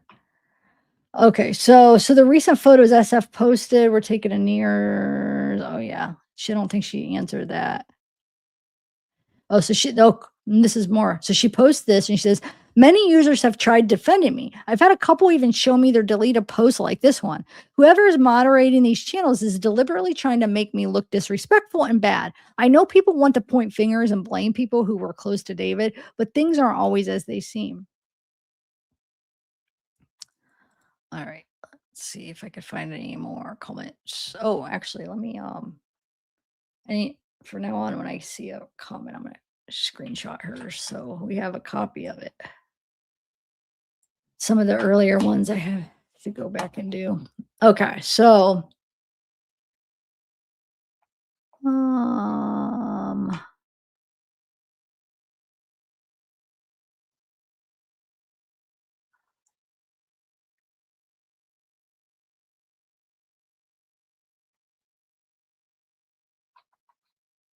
Oh, I think that she would have responded to this.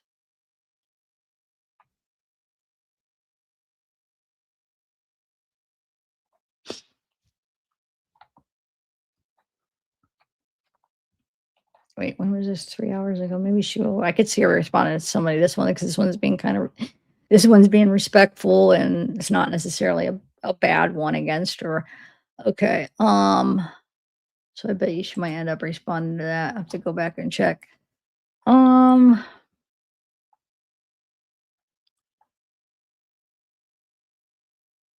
person's neutral.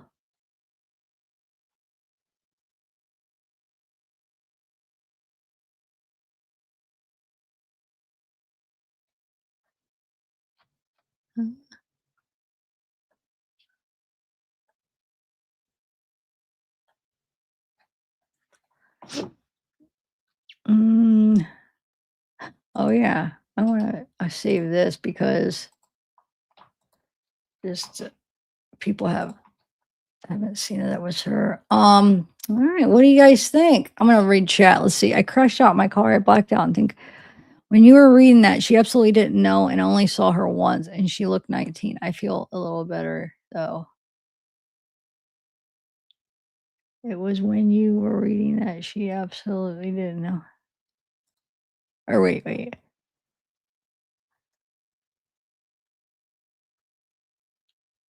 The pizza guy?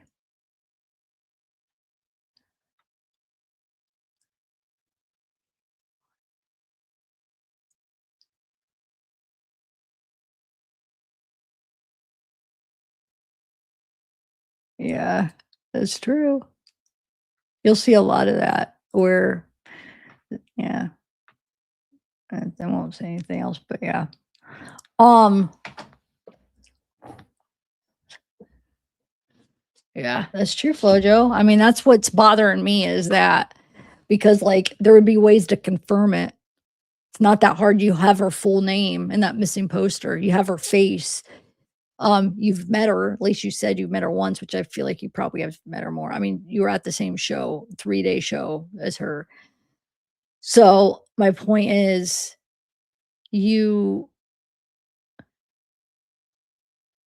it wouldn't have been that hard to confirm if he was lying, but as far as, like, death threats and stuff like that, I don't agree with that. I think that's horrible that people go real life. I don't think that should ever be a thing when it comes to this stuff as far as, like, calling her jobs or trying to get her fired or the worst is saying, like, nobody has the authority or power or I don't wanna those are the wrong words, but nobody has the right to tell somebody else that stay offline, quit social media, you're not allowed online, if especially that's what you do for your job and stuff. I was told that, and it was just like, "How dare you?" Like, they just want me to disappear, just disappear, leave, you're not allowed online anymore, disappear, and it's like, you have no right to tell anybody to just leave, especially when they make their living online.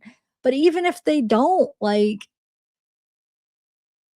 social media and the internet is like a huge thing. Like to tell somebody just stay offline, you're not allowed to come back. It's like, come on, who are you? I hate people try to do that to people though. Um, but yeah, I mean, I don't know what to think. I'm kind of like, either way. I just still want some answers. And I think the bottom line is it's gonna come down to like she should have made better choices. She didn't. Um, does it make her a murderer? No. But if she had nothing to do with it, does it make her a accomplice? No. But like she should have maybe like looked into it further. It could be one of those situations, or you never know. Maybe we'll find out that she did. She know more. I don't know what's gonna come about. I don't know. And it's gonna start unraveling. I feel like it's coming quick now, don't you guys? Like, we're getting a little and I feel like it's just gonna now flood out with stuff. What do you guys think? It's just gonna go really fast now. You guys think? Let me go up really quick and then I'll go to SFs, but I wanna screenshot some of the first ones real quick if you don't mind. Um, and then we could see if we missed any. Ooh, I also hold on. We gotta finish those documents, guys.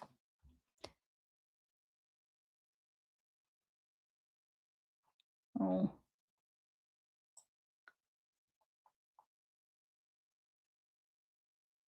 I'm trying to get it where I could do. I don't want to make it any more smaller, but I want to. There, that's good enough, right? Here, there we go. I want to do the original post because we've been seeing where people delete their whole post and it's like, no, I didn't get to screenshot it. I want to I want to see what it said again if you forget. Okay, so let's see. Replying to comments. I bet you I missed some anyway. Okay, so what does OP mean? We're keeping dodging the questions, but you won't be able to dodge justice or karma and she OP. What I don't understand. Is that her response? Anybody? What does that mean? I could look it up, I guess. But that is her typing that out, right? Or why is that blue? Take a look at the other answers. Did she answer? Yeah, I'm gonna go back through them again, see if I missed any. Is that what you're talking about? Yeah, okay.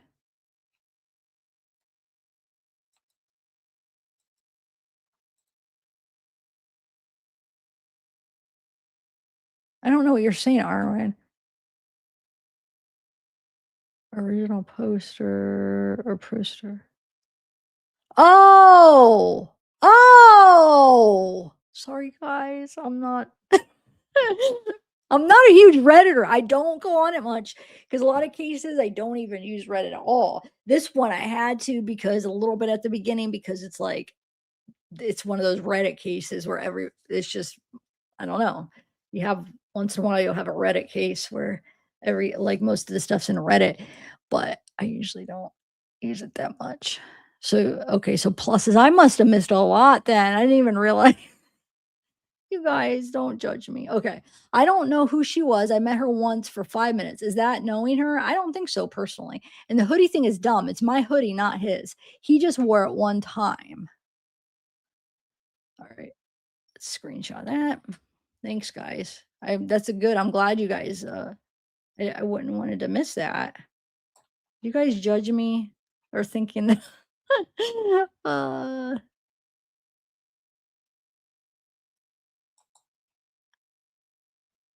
like Instagram's another one I'm not very good at. Twitter, I don't use those that much. Depending on the case, sometimes like there'll be certain cases that like you need to use Twitter. This one's a Twitter one too because SF does his Twitter. So um it just depends. But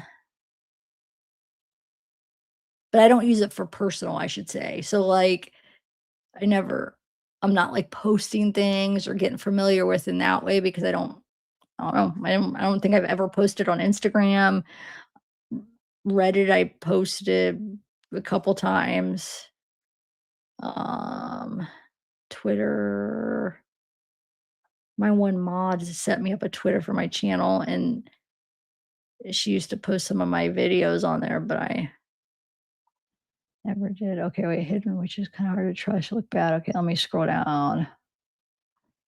Camera. Oh wait, there's two. No, okay.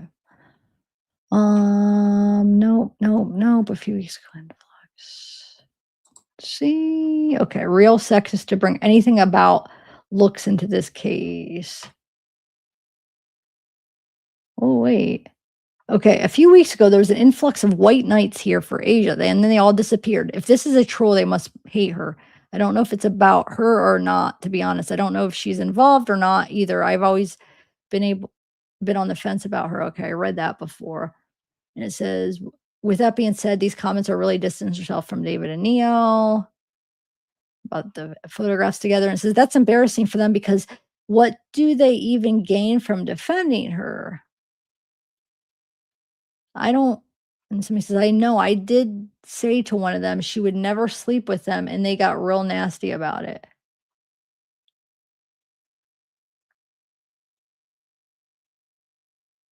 Wait, what? That's embarrassing for them because what do they gain?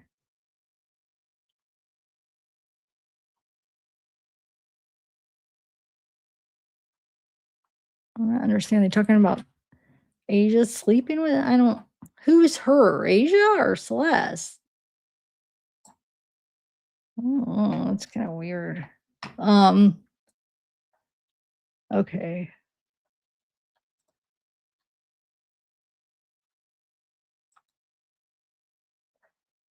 All right. 3 more replies. Nope. 7.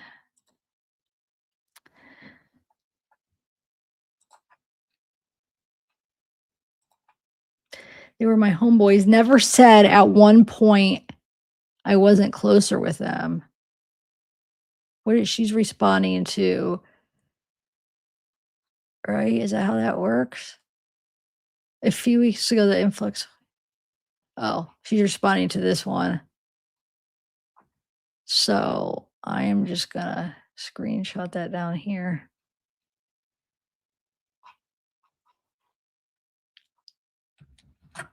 So she says they were my homeboys. Never said at one point I wasn't close with them. Okay. Um. Oh, I'm not trolling. I didn't just make this account. This has been my account because somebody says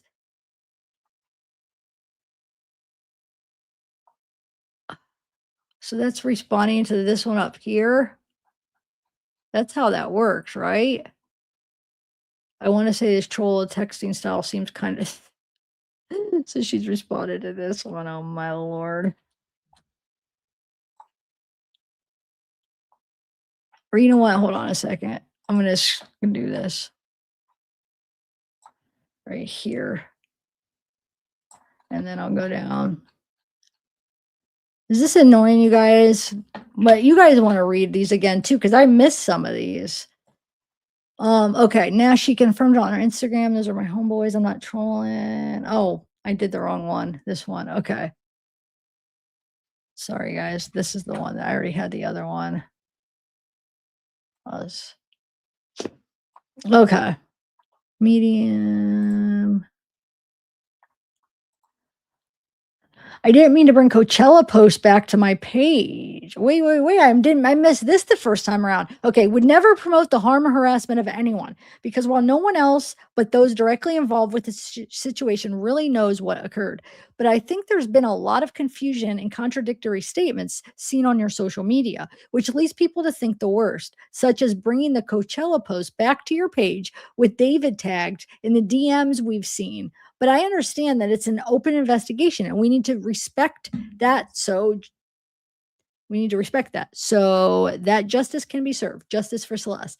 She says, I didn't mean to bring Coachella post back to my page. I recovered it, but didn't know there was a post of David even in there. On my end, there was only photos of me. Instagram glitches and is weird. Oh, she's saying Instagram glitches and is weird. So they're talking about like she reposted like her post that then David was in there. Okay, so not originally when I was reading that, I was thinking they were saying like was Celeste in there? Like what do they mean? But it's just because it was David. I see. Um, okay.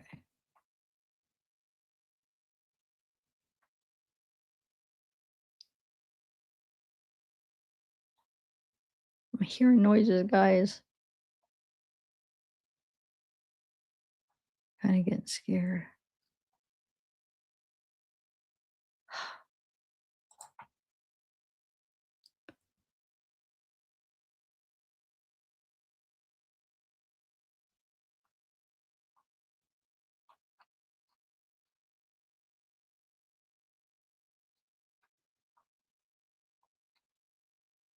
I'm kind of getting scared for some reason right now. Okay.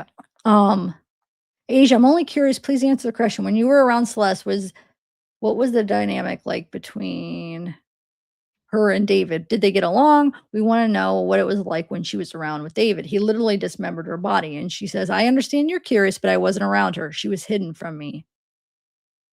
Okay.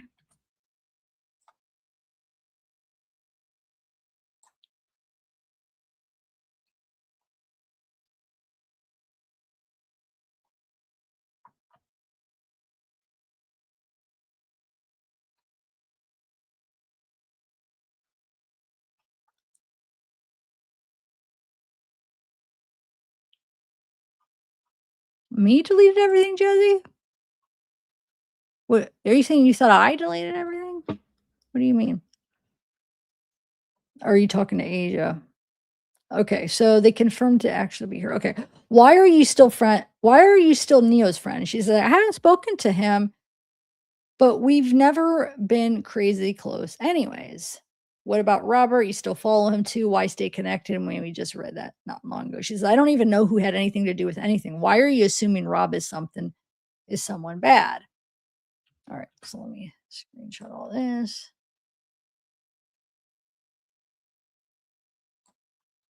Um, this is because he told the Discord mods to stay offline and delete chats. And she says, how was I supposed to know who he was around if I wasn't with him?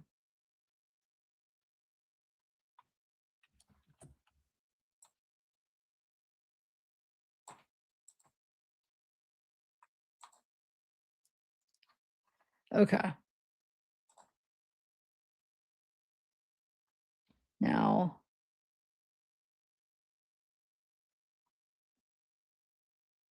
we already read this, but I'll just reread them as I'm screenshotting about the person not agreeing with the witch hunt mentality. But I have to say, your behavior on social media has been extremely distasteful. You don't have to talk about her 24/7, but you have to come across as extremely tone deaf, or you have come across that way, and arrogant. She says, how? I have posted many times that I want justice for Celeste. I continue to post my other content as well. I'm a creator. I have been nothing but respectful to this case. I have tried to be with all the frustrations that are being shot at me.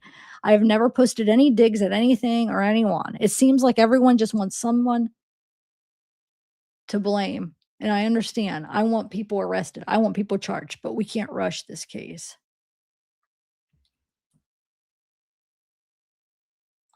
Okay. What people do you want arrested? Somebody asks.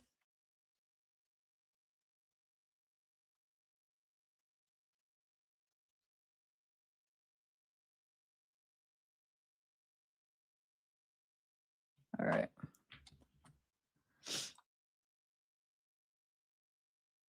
Um, you can't even be bothered to capitalize your letters, blah, blah. What does capitalization have to do with my intent? I haven't built any cool persona for myself. Literally just being me. I've said many times that I'm going through a lot. I've acknowledged the case that I'm depressed. I have to also care for myself in tough situations. So I stopped posting for a while. But this is one of my jobs as a creator. I have been very respectful, but then again, you're not in my shoes. So if you feel I'm classless, so be it. All right. These ones I read more recently. I won't reread all of them. Yeah, I think I got the rest of them screenshot already pretty much, right? Very interesting though. Getting some answers. I'm happy we're getting some answers on some stuff. What do you guys think? Ooh, this one I might have missed last time. How have I contradicted myself? I've only spoken a few times. A lot of stuff you guys are seeing on the internet is fake. Hmm. Hmm. Hmm. I wish you'd elaborate on that. Like what stuff is fake, you know? All right, let me screenshot that. Thanks for showing me how that plus because I missed like what 4 or 5, maybe 4 messages that had the plus thing that I would have missed because I didn't know. Ooh, here's a big response right here too. Nice. All right. Maybe I'll make a short of these responses. People that haven't seen it. Um, says the murder, huh? First, second degree. She says, girl, I do not know. It could be murder. Nothing has been confirmed yet. I feel lost.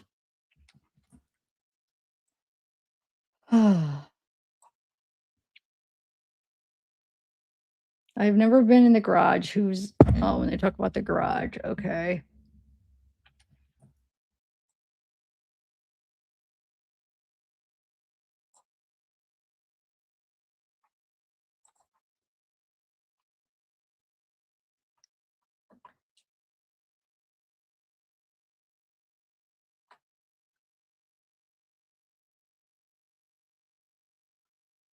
The brand of chainsaw.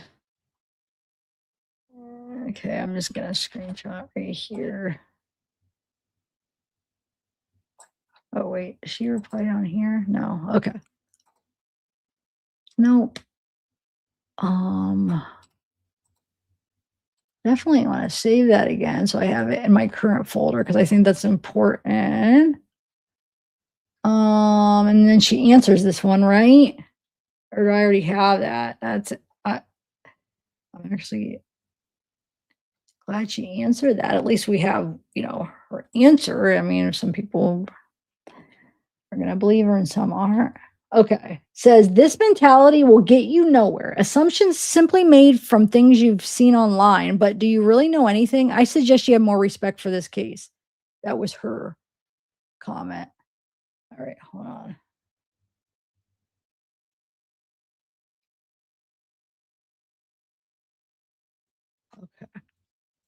Okay. All right. We're almost at the end again. Sorry, guys.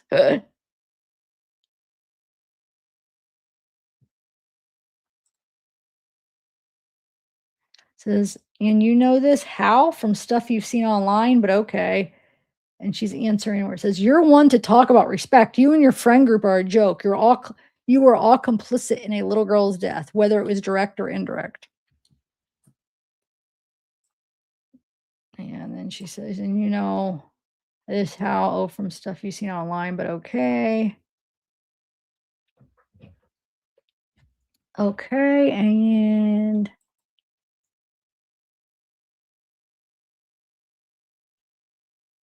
oh wait, I don't think I read this one yet. Okay, hold on. So blah blah blah. This is other people say blah blah blah. All I hear is whining about repercussions of your actions. Shouldn't have helped David and Neo. Sucks when you have to pay for the damage you helped hide, right? And then somebody says, too little, too late. We don't know your involvement, but it wasn't zero. This case will haunt you for the rest of your life and will be known only for your proximity to it. Your legacy will forever be tied to a pedo murder. Should have been more outspoken and forceful from the beginning. Too much time has passed. And then she says, and you know it wasn't zero. How? What are you basing this off of? You are harassing his friends for what? I wasn't outspoken and forceful because that simply isn't smart in this case. I want to be respectful towards the investigation. And from the very beginning, I did put out a few posts saying I wanted justice for Celeste. And when it was safe to do so, I would speak on it. Why does everyone think they know exactly what should have been the best move for me? So I think she's misunderstanding. Oh shoot. I think she's misunderstanding what they're saying. I keep hearing things, I'm freaking out. I think she's thinking they mean like after all, after the remains were found and she should have handled it different. But they're talking about the choices that she made beforehand, where she knew she was missing and she didn't tell anybody or stop them. That's what I'm thinking this commenter means. And then it looks like Asia's taking it in a different time period. She thinks that she means something else. Are you guys seeing that too? Just a little bit of miscommunication. Nobody's fault. Like they're just misunderstanding like what the one is saying to the other. Um, in my opinion, maybe I'm wrong, but okay, let's see. Oh, here we go. This one I missed because the plus. Okay. So it's a crazy time to you. Just 7 hours before those documents were posted. I wonder if this is trying to cover what this is trying to cover. The truth will come out. Thank you for the award, Justice for Celeste. And somebody says, also, how dare you bring your own trauma into this when Celeste lost her life and you called that monster your baby boy? Eat it. I don't believe a word you say. And she says, I thought many documents have been posted many days, but anyways.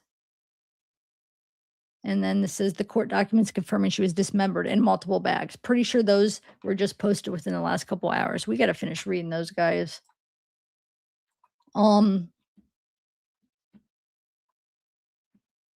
Okay, here's another comment. Did you know Celeste's age? Did everyone? And this is what she says, when I found out her age is when I saw the missing poster. Her age wasn't on it. When I saw it, I confronted David and harassed him to try to find out the truth, see if he would show me proof of her age because I didn't believe him at first. He showed me multiple IDs of the girl, and at a certain point I believed a friend, and I had thought never lied to me. Also was fed a story.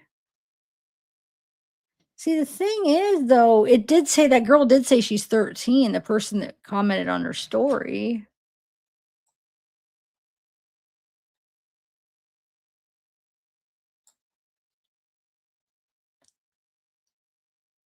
I think she comments to this one too, doesn't she?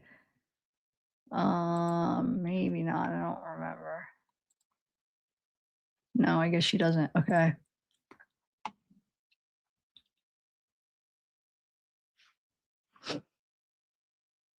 All right. Wait. Oh yeah, that's it. Sorry. Continue on tour with ooh. Okay. Oh, I don't think I saw this one yet. Okay. But you continued to work for him for a year. Why didn't you call the police when you were shown the missing poster versus asking him for his side? Ooh, I didn't see this. She says, he gave me an explanation to things going on. I felt that things weren't as they seemed. I can't say everything in detail yet, and this is why I wanted to wait to speak, but I'm being forced to try and give a little more than I already have due to the death threats upon me and my family. Okay.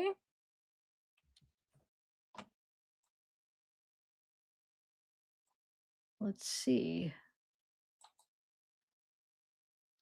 Okay. And then somebody says, "Then why come here at all? Girl, you better off staying away from all the forms of social media because this post is just a feel sorry for me post. Sorry you're having shit time, but it could be worse. You could be dismembered in some asshole's Tesla at 14. Wow. I wish I could give you an award for this. Zerks continues to do this too. There's no remorse for the deceased. They just want to clear their name, which is very distasteful." And then she responds, "This isn't a feel sorry for me post. This is a post and an update on everything going on. A mild explanation for those frustrated. Just because I'm not dead doesn't mean I couldn't also end up that way. The way that Celeste ended up is horrible. And I hope that there's some way, somehow, we put the right people behind bars." Huh. Okay. Let's see if she responds anymore. Doesn't look like. And somebody does this again, which I'm going to save. This one's looks like it's a little bit clearer than the one I had. Okay. Um. So they post this says, "So you were notified and did nothing but inform the predator someone told you she was 13. You're an adult, Asia, not a teenager. This is nonsense. You know adults can date children. Have you ever thought if you called the police, she may still be alive?" And somebody says, that last question, the guilt is eating her alive. Somebody says, It should, because let's not forget the Amaguner clip where she just sits next to him and giggles." Let's see if she responds. She doesn't. I don't think I've ever seen this picture. Let me save this. Look. Who is it? Neo? Yep. Yep, all of them. Okay. Why don't I remember this one? I don't remember that picture for some reason. Huh. I'm always coming across, there's so many like pictures and videos of, because since they're all online people, that I'll find new ones I've never seen all the time. Oh, this is actually perfect because the Twitch videos that I want to go over are Neo and Asia and her, but we still have to go through the rest of the documents too, guys. I do want to go through the rest. I mean, we could skip through some of them. We don't have to read all of them, but definitely got to finish that. Oh, here's, sorry. Okay. Okay, here we go. Um, so I don't know which way to start here. So this is how you answered Beth Silverman's questions. By the way, did you testify in front of her? It says the girl's name is Celeste Rivas Hernandez, and she says, I'm speed replying to a lot of comments, not trying to not say her full name or be disrespectful. Wait, which comment are they saying? Did she just say her name? I don't understand which comment. They're acting like she only said her first name or something. I don't know. I don't remember seeing that, but oh well, I'll have to look through them later. Okay. Okay.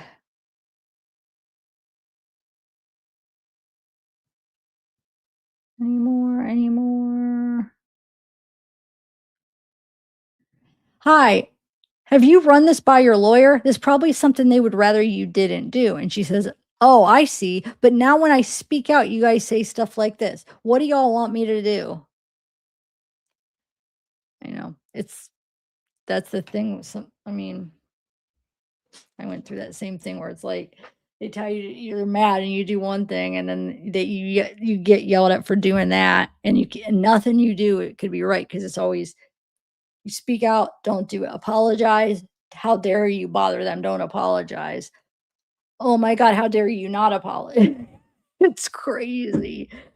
My advice would just, yeah, you're never gonna. It's just gonna be. This is just the way it is with the internet. Oh,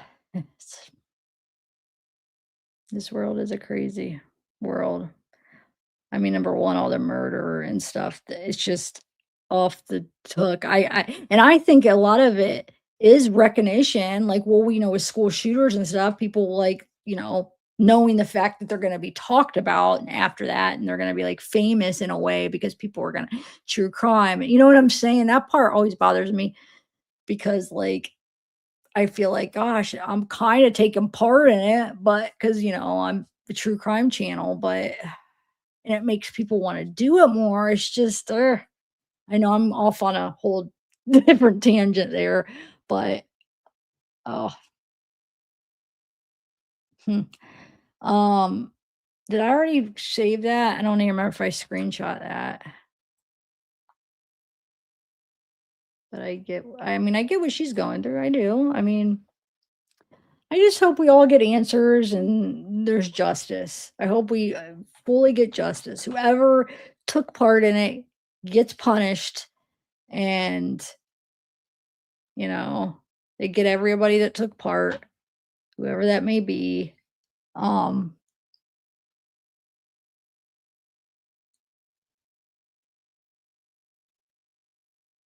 what? Oh, I'm doubting that that's gonna happen, though. I feel like there's gonna be some people that maybe not, though. I mean, they're taking their time. So maybe they are just trying to make sure they cross every T and dot every I and get a full picture. Maybe that's why they're taking so long.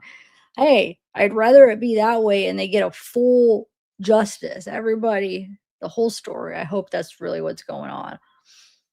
Um, and if there's some people that took part in certain things where maybe not the murder part, but the punishment should just be appropriate for each thing that people did. Because I do think it's definitely not just one person. I mean, I guess it could be, but what we've been told and let on, it was more than one person supposedly, at least in the overall thing. Maybe not in the actual murder, but the cleanup or whatever you call it, whatever you want to call it, the cover up, cleanup. Okay, so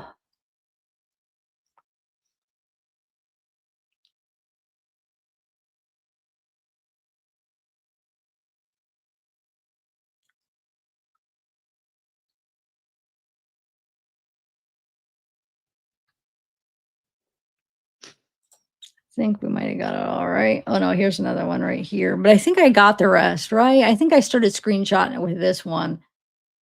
But let me make sure I didn't miss any with the pluses or whatever before I learned that. I learn something new every day from you guys, I feel like. Um, hmm. Well, very interesting, guys. Definitely already screenshot that. And anything else? Unless, oh, I missed. Here we go. Um, here we go. I missed this one. Okay. So she says, "All right, y'all are rude as F, and I tried. So I'm deleting this app like I've been had done a while ago. Reddit is nothing but disrespectful." So I'm glad I am getting screenshots because she might delete this post and then it'll disappear, right? And all the comments. I don't know if the comments necessarily. Do the comments disappear? Somebody says, "Yeah, I wouldn't have posted this if I was her." It's definitely not helping her case. People were demanding her to say something, she did, and now they're mad. Yep, I went through the same thing on this issue too, though. It's crazy. You can't please people when you're the one being attacked. It doesn't matter what you say. You can't do anything right when you're in that position. And I'm not saying this, I don't know what her position is in all this, to be honest. But I get from an empathetic point of what she's going through right now. It's not fun. Okay, I don't see any more. I don't know why I went to screenshot. Okay. All right, let's finish these documents now, okay? We got to, because I want to go over, since I think it would be good to get the Twitch clips since I'm doing them of Asia and Neo and David. Unless do you guys want to watch those after we read the documents or no? Let me take a sip of my coffee. The only problem, I love these warmers, but if you keep them on the warmer too long and I have the cream and then I haven't sipped this in 1 hour, the cream starts to like chunk up with the coffee and it starts to like have this film. I don't like that. I try to get it stuck to the sides so I don't have to drink it.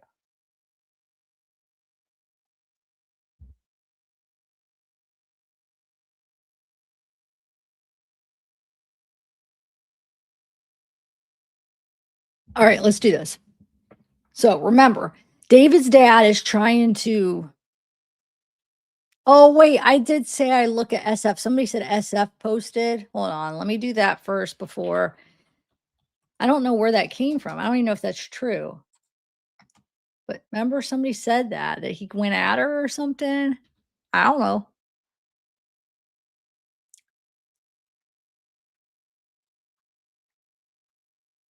Oh, I didn't see this. Look at this. Have you guys seen this post? Or wait, where'd it go? I haven't been keeping up with like looking at this. I didn't even know he posted this. Hey David, Hey David, were you sitting on this hill next to a drainage gully thinking about what you did to her? Were you thinking about how it looked and sounded when you sawed her body into pieces? Wow. What?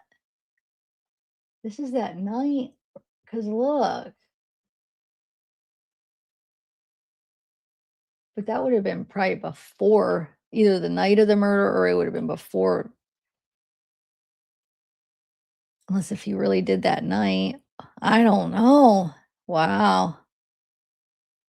Do you guys think it was that night? Like, do you think something happened that night? Well, no, because he was with her. Never mind. That was December 31st. Then January 2nd, there was a picture of her. Never mind.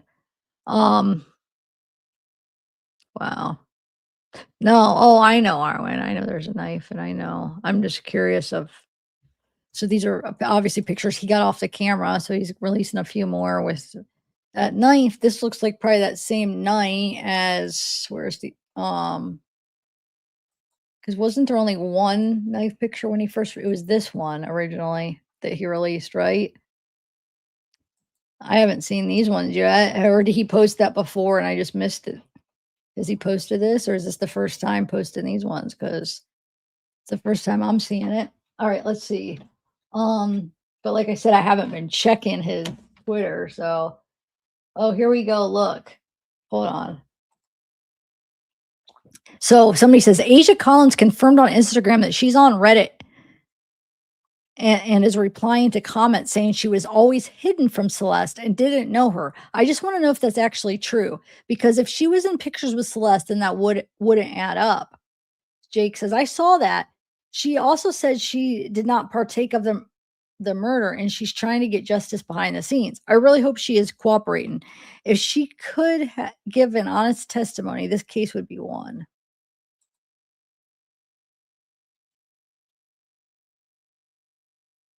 Says, given the fact that she had insects, it means that she was buried or was left in a different place than Tesla first. Insects cannot get into that trunk. If he murdered her, why would she be in the Tesla for days in front of his house? Why is this matter taking so long? He doesn't think about anything but fam at this point, all disguised as something twisted in his mind. That's why he created these alter egos, Itami, saying David, was the one trying to figure out his crimes because he didn't want to feel responsible. How can a good singer just do stupid, scary things and hide her for months? That's why he just posted pics and made music about her and whatnot just to murder her. Hmm. I've seen a lot, but knife selfies, question mark, something awful disturbing going on here. Says, or was he up there drinking her blood? Oh, wow. She had a spark you never had, and you thought by eating her and drinking her blood that you could get that. I pray you go to prison because this will never let you live free. This world will never let you live free. Wow. Um. Hmm. Oh. And somebody says, Steve, Asia did a Reddit post on our David. She confirmed it's her on Insta. Since you probably have some info in her involvement, it would be interesting to see if you can go look at her answers and call her out on BS. She claims to have only met Celeste once for 5 minutes. It says, show the pic of Asia at the New Year's party 2025.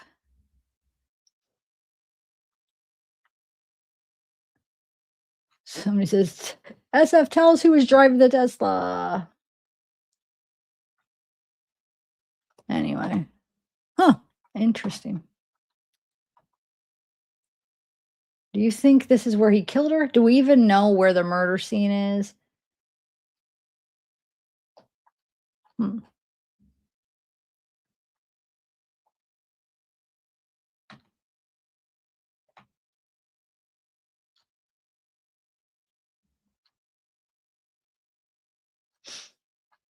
Wow. All right, let's finish these documents. Oh, he's posted them too.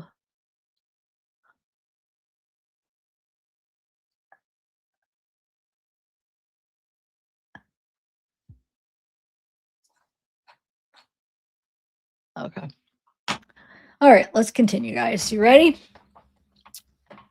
Interesting night. Interesting night with information.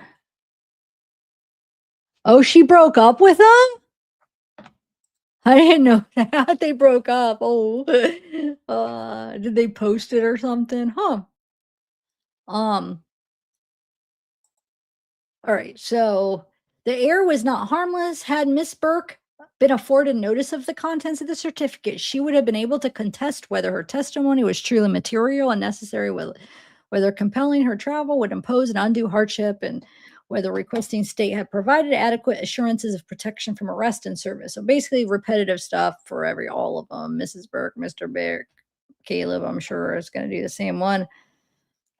Because Mr. Burke was denied notice and the meaningful opportunity to be heard, the article proceeding failed to comply with both the statute and basic principles of due process. The resulting order compelling his appearance in California is therefore unlawful. To be clear, defendant respectfully asks this court to do the following. Issue this writ habeas corpus. After the writ is issued, Mr. Burke asked the court to order the state to provide Mr. Burke with the unredacted documents it presented to the Texas court on February 2nd. And if the court denies that request, even considering the unredacted documents, Mr. Burke asked that the court conclude that his testimony is not material and necessary. All right. Mr. Burke incorporates the prior arguments she made at the hearings along with the exhibits offered at the February 2nd hearing. Okay. Let me like zoom out a little bit so I can see what I'm dealing with here. Okay. And there's some transcripts too, so stick around, guys. There's still some good things to go over here. The automated certificate of service was created by the e-filing system on the date into the persons listed below. The rules governing certificates of service have not changed. Filers must still provide certificate of service that complies with applicable rules. So you have the names, emails. This is from February 3rd.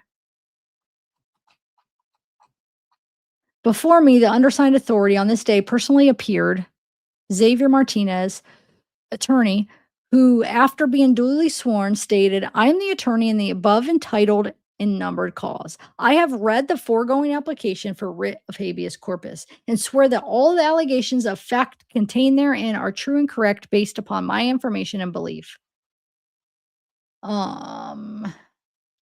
This is the same thing, basically, all the automated certificate of e-service, e-filing system. They serve this document via email. So they all got the document from an email. Okay, same stuff. Oh, after considerations of the arguments of the parties and full record, it is the opinion of this court that the writ of habeas corpus is denied on the merits signed and entered on this day of, no, it's not filled out. Oh, okay. So this is the automated certificate where everybody's emailed. Yeah, true. Tab 4, order denying writ of habeas corpus. I'm definitely have to skip some. We're only on page 38. But we should fly through some of these. This is after consideration denied. This one is signed the 6th day of February on Dawood Burke, denied. Tab 5, trial court summons to appear before grand jury. You are commanded to appear before the grand jury of the Los Angeles, State of California, County, State aforesaid on the 11th day of February 26, 8 a.m. as a witness in an investigation pending before said grand jury. Grand jury proceedings are secret. You are therefore ordered on behalf of the supervising judge of the criminal division of the Los Angeles County Superior Court and criminal grand jury not to disclose your grand jury subpoena to anyone except to your own legal counsel. It's an offense for a person to intentionally influence or coerce a witness to testify falsely or to elude a legal process. It is also a felony offense to harm or threaten to harm a witness or a prospective witness in the retaliation for or on account of the service of the person as a witness, to prevent or delay the person's service as a witness to the crime. Okay. All right. State of California versus David Burke. I am the judge. Let me zoom in a little bit. You guys can read with me. Oh, did the wrong one.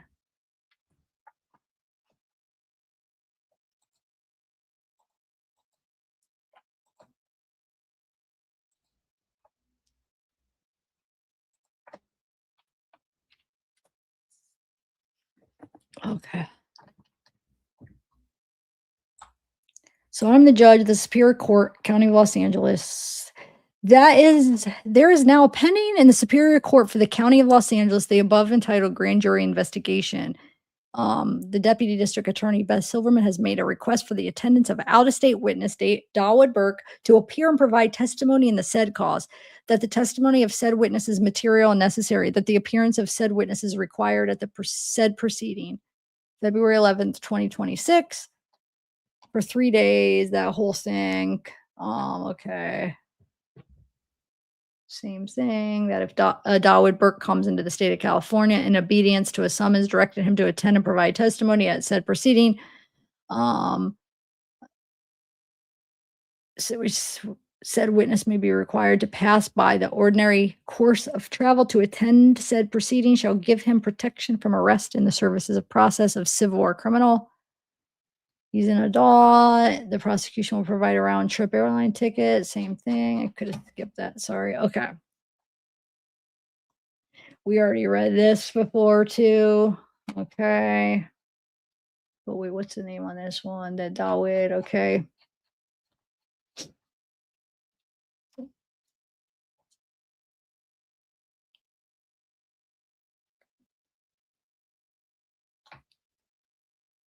Honorable Greg Richmond, foregoing certificate. Okay.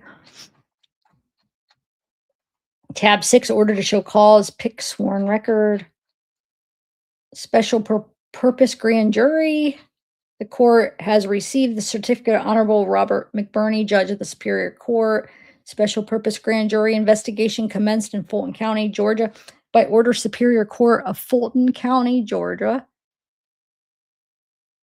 Wait, this is the state of Georgia. The certificate attached documents show. Attempts to disrupt the lawful administration of the 2020 elections of the state of Georgia. What?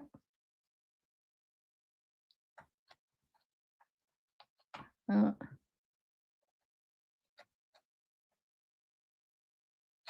hmm. Uh, the wind.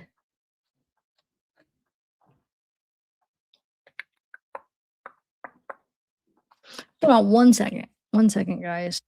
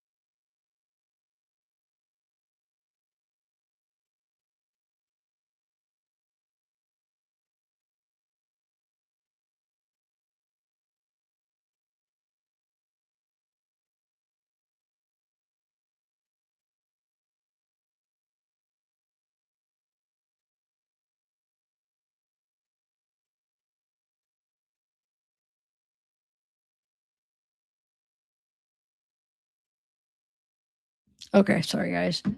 All right. The Superior Court, Fulton, the Office of the Fulton County District Attorney. Okay, this is just, I'm going to skip over this. What is this? George, Thursday, July 28th, 2020. What? What am I? Is this a mistake here? It looks like something else. I think it got mixed up. Oh, I guess it's just doing, okay, hold on. My mom's going to call me back, but I was trying to tell her I was on a live stream, but yeah, she wasn't on. She said, I'll call you back, but I was trying to say, like, well, I'll talk to you when you get home. Okay. All right. This is just bringing up other. I'm going to skip over this. I think it's just bringing up other cases, but I don't even know if it's the right thing anyway. I guess it's transcript. Okay, here we go. Here's some transcripts. This is what I wanted to get to. Okay. So we have the reporter's record, volume 1. We have People of State of California versus David Burke. This is from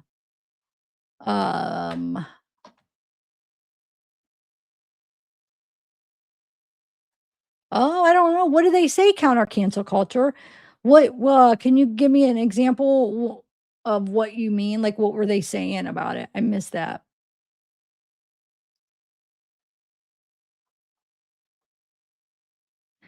I don't know. No, I was thinking, should I read that? I was thinking that was either a mistake or that they were just like, you know how they quote other case law? I don't know. Now you got me wondering, should I have not skipped over it? Maybe he was. I don't think so.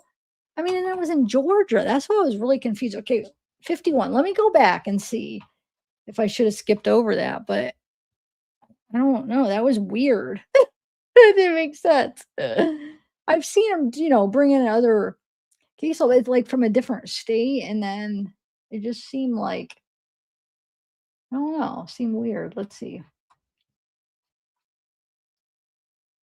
The state of Texas, 2022. No, because it's not even against him.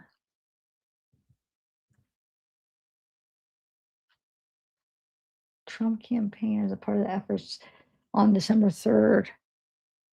Witness. I don't understand how.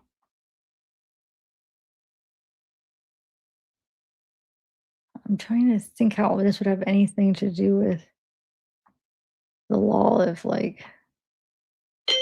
Oh, hold on.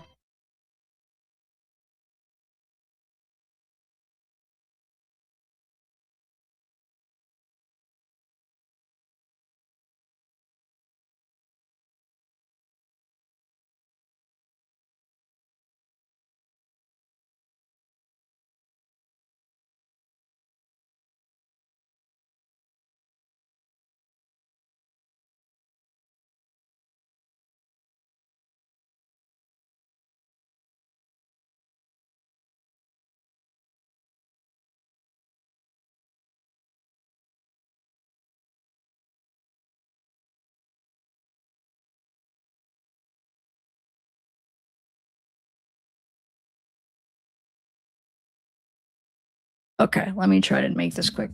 It's my mom's birthday today too. Okay, so I don't know. I'm just gonna skip over this because if go back to it later on tonight and I'll see if it has anything to do with anything. I don't understand how they're even relating law from like that. You know how they'll bring up different cases. I'm trying to like think like how can this be even. I don't know. Let's skip over it because I do want to get through these. I want to get through the transcripts, and then if I find something later that it's important and I skipped it, we'll go back. Okay. Um, I just want to try to get done, and so when mom gets home, I can spend a little bit of time with her. Okay, here we go. So January 23, 2026. On the 23rd day of January, the following proceedings came on to be heard in the above entitled numbered cause before Honorable Judge Cheney. Okay, this is in Texas. Let's see the transcripts. Let me zoom it in real quick. Oh my God, I'm on the wrong. All right. The court is cause number, that's actually California cause number. This is summons to appear before a grand jury. The style of this case is in Read, the people of the state of California versus David Burke. And with that, I'm going to go around the table here. Miss Magnus, if you'll announce for the state, and then we'll just kind of, and then, sir, if you'll go next and just all the way, so we'll know who all's in the room. Sheila, I didn't bring myself. I brought a notebook out, but I left it in the front of Videla there. If you will bring me a notebook, there you go. Okay. With that, Miss Magnus, if you'll announce who you're here on behalf. And she says, Mia Magnus representing the state of Texas, Waller County. Mr. Schaefer says, Kent Schaefer, I represent Colleen Burke, who is the mother of David Burke. The court says, okay. And Kennedy says, good afternoon, Your Honor. James Kennedy, I represent Caleb Burke, and he is present. So we have Schaefer representing Colleen, Kennedy representing Caleb. Now who's representing David? Is Dala not? Oh, is this the one where he doesn't go, right? and the other two go? Anyway, the court says, okay. And Caleb Burke, yeah, I'm Caleb Burke. And Caleb Burke, what's the relationship? Caleb's attorney says, David Burke's brother, Your Honor. Got it. Okay. Colleen Roberts Burke. Okay. And her relation is the mother, David's mother.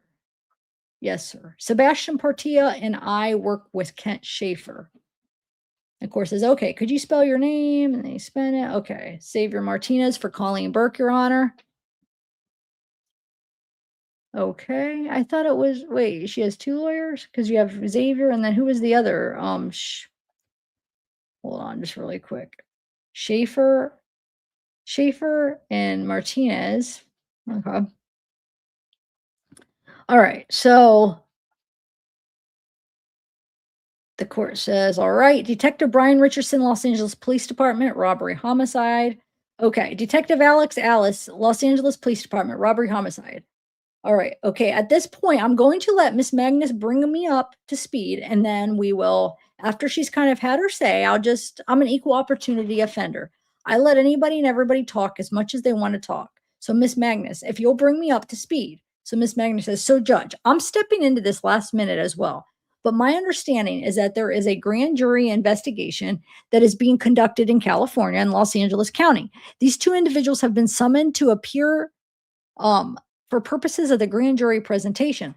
The prosecutors in Los Angeles have executed all the paperwork that is necessary. It has gone before, I believe, they call them the Superior Court judge there, who has signed off and done all the necessary certifications. And so, under Texas law, Code of Criminal Procedure, Article 2428, which is the Uniform Act to secure attendance of witnesses from without the state, are now before you for the court to make determination that California has complied with the rules that would authorize a Texas court, you being a district court judge, to review the paperwork and then order that these eyewitnesses appear before the grand jury in California. I think it's a little bit better. Where did that go? Oh, here. And the court says, okay, just a second. Okay, yes, sir. Mrs. Schaefer says, so on behalf of Colleen Burke, our position is that the request or the summons and the request for issuance of the subpoena is unconstitutional in violation of the Texas and the United States constitutions, and that it denies the witness, Colleen Burke, notice and due process in as much as Article 2428, which says that the court has to make a determination that the witness is material and necessary, and that it will not cause undue hardship to be compelled to attend and testify. All we have been served with so far is a notice to appear here today. So it is virtually impossible for us to address materiality and necessity when we don't even know what the subject matter is that would be explored with her client. I mean, you know what the charge is, right? I've done a lot of these on both sides, both trying to subpoena out of state witnesses and also defend these types of issues. In every one of these cases, there's always a certificate, a petition, an affidavit from an officer saying why this person's testimony is material and necessary. If they complied with that, then the burden shifts to us to show the unreasonable nature of that. We talked to the prosecutor, and Bennett Dodson, was the prosecutor who was handling this. And he's like, guys, everything apparently must be under seal. The only thing I can give you is the actual subpoena, which he did. But all it says is that you're supposed to appear before a grand jury. He said, you've got to take that up with someone else. So as it stands now, we don't even have the ability to go forward to show that the testimony of the witness is not material, not necessary.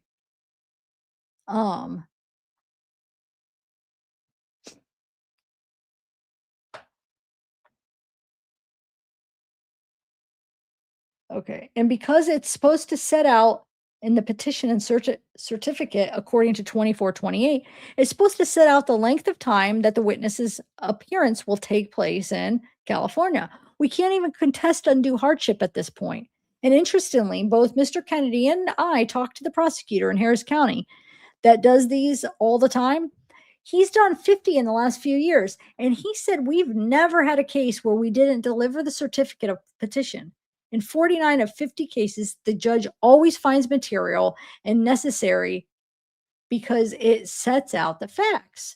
We're relying on two cases. One is, and I brought a copy if you want, it's Ex parte Arms. It's a 1979 Court of Criminal Appeals case at, gives an address, and it says in the Arms case, there was another California subpoena. The San Diego judge issued a subpoena for the testimony of a man named J.J. Arms, who was a very famous private investigator from Texas.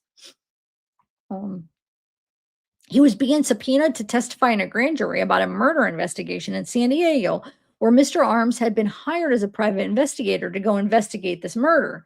And the affidavit in support of the subpoena request, it sets out his testimony is material and necessary because he's made statements to numerous people that he has identified. He has the identity of the murderer. So the DA in San Diego wanted testimony as to who was the murderer. And the court found, and the Court of Criminal Appeals upheld that the recitation, am I saying that? That he possessed that knowledge, which was necessary and material to the case, that was sufficient.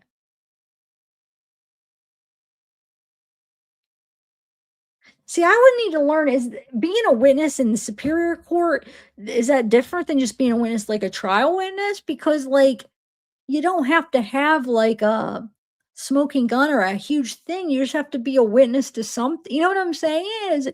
Is the standards for being a witness for superior court, is that different or something? I don't understand why. Anyway, it says we also cite Weaver versus State, which is blah, blah, blah, which cites the Arms case. And in Weaver, it says a detailed showing of materiality is necessary in the interest of comedy. I can't even say words. Don't make fun of me. Economy and efficiency, upholding the issuance of the subpoena. I really wish I would have read this first, because as I'm reading it, sometimes I need to read it a couple times to really absorb it. And then I feel like it annoys people, but I really want to understand what I'm reading here, because we've been waiting for how freaking long to hear anything. Anyway, show materiality necessary in the interest. Efficiency, upholding the issuance of the subpoena, because it set out a detailed explanation as to why the testimony was material and necessary. So we can't even address materiality and necessity, and undue hardship until we're giving some notice of how long we're supposed to be there and what the subject matter of the testimony is. It said 3 days. How many times? It said for no more than 3 days. Is that what he means? How long? I mean, they said that. And at that point, we may not have any argument to make, but right now we just don't know. And Mrs. Magnus says, so a couple of things that I think we need to be addressed. The determination as to whether or not these witnesses are material to the grand jury presentation has already been made in a different court. All of that information has gone before the Superior Court in Los Angeles, and that court has made the appropriate determinations as to the necessity of these witnesses and why they are material witnesses. That's not a decision for this court to make. The decision for you to make is whether or not California has complied with the requirements of the statute.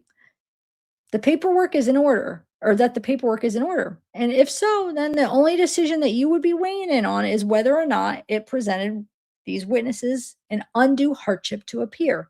And I believe that's part of the reason why these detectives are here, so that they can further expand on their ability to provide the necessary transportation and lodging. I'm not sure what else it is that y'all are set up to supply these witnesses in California when they appear before the grand jury investigation. Part of the difficulty that I'm experiencing, Judge, is that these documents are filed under seal, and it is a grand jury investigation. And therefore, it's California's law.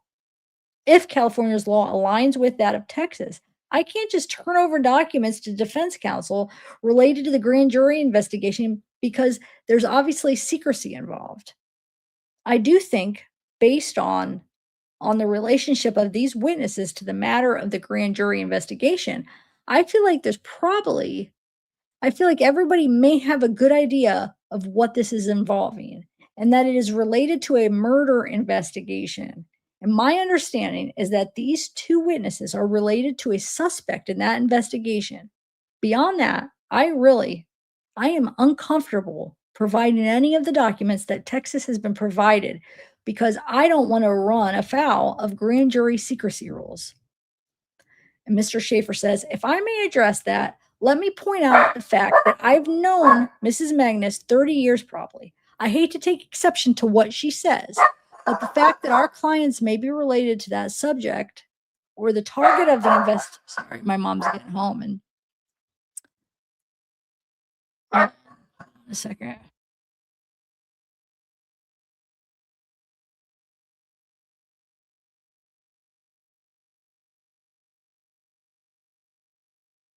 See, now this is getting easy to read. This is interesting. We're getting to the interesting stuff. Sorry, it took almost 3 hours in to get to it. But actually, I'm glad we got sidetracked with that Asia stuff because that was really interesting. I'm waiting till my mom comes in so he stops barking. I could shut the door. I want to say hi to her, but I don't want to keep reading while he's barking. But yeah, I think what I'm going to do though, I'm going to read this and then I don't think I'm going to do the Twitch videos tonight because I'll just save those another time. I'll have to change my title though. Because I didn't know we were going to get sidetracked with the Asia stuff. I mean, I'm glad because we've been waiting to like have any answer. And she answered a lot of those questions. So now it's whether people believe her. Sorry, guys. Zeke, come here, Bubba.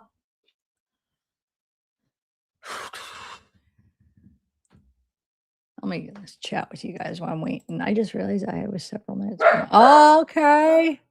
Hello. Hey, Gemini. The parents don't want to testify. No, they don't. I know they don't want to testify, but it's like my thing is like it's annoying because the reason they're giving it's like, well, you know, I could see where they're going to get denied, but of course he's trying. They're trying everything because they don't want to testify. Oh yeah, that's what's definitely going on there. Okay, hold on.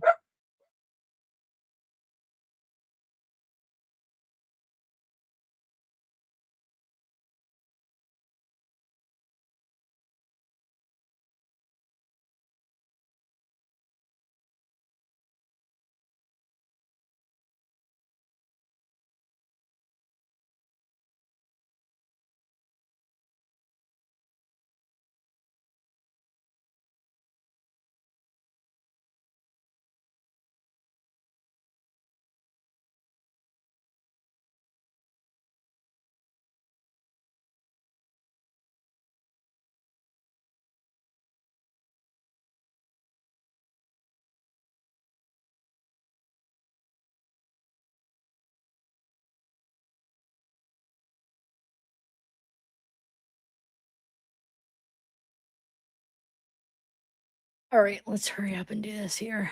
Okay. All right. So if I may address that, let me point out the fact that I've known Mrs. Magnus 30 years probably. I hate to take exception to what she says, but the fact that our clients may be related to the subject or the target of the investigation doesn't lessen the burden under Texas law and the statute. Court says, real quick. So she's quoting 22, you're quoting 24. Same. Magnus says it's 24/28, judge. And the court says, so we're under the same statute. So now Mr. Schaefer, Mr. Schaefer was one of Colleen's lawyers, right? Says same statute, but that statute says that we're entitled to a hearing. And it says at the hearing, the judge determines if the judge determines that the witness is material and necessary and will not cause undue hardship to be compelled to testify, that you could then order. But, and the court says, real quick, and I apologize, I'm just trying to jump to where my mind is. So on any of those cases in the past, because the one you cite was a grand jury, and Mr. Schaefer says, yes, sir, both of these were. And the court says, okay. And in those cases, the information was turned over without there being a violation of the grand jury rules in any way. And Mr. Schaefer says, right, because whatever they submitted under seal to the judge, there is up to them. And the court says, "Does the judge take it in camera?" And the judge says, "Hey, I mean, can there be limited instructions on, okay, this is where we are, or how does the state satisfy not violating the grand jury secrecy rules, but yet giving you guys an opportunity to say, hey, the statute says it has to be a material, and the statute says it has to be so there a way, I mean, before we get to the issue of whether the hearing goes forward, I need to know what kind of notice you guys need, and what happens when it's a grand jury issue, and do we have any insight into that to help me?"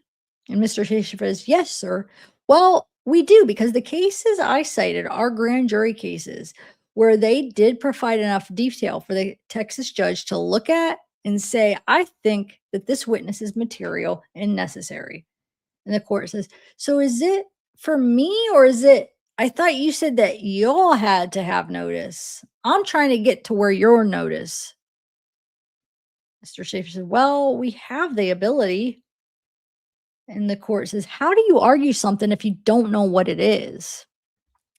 Then Mr. Kennedy was what Caleb's lawyer, I think it says, "Exactly, Your Honor, if I may. This is what's called the materiality hearing.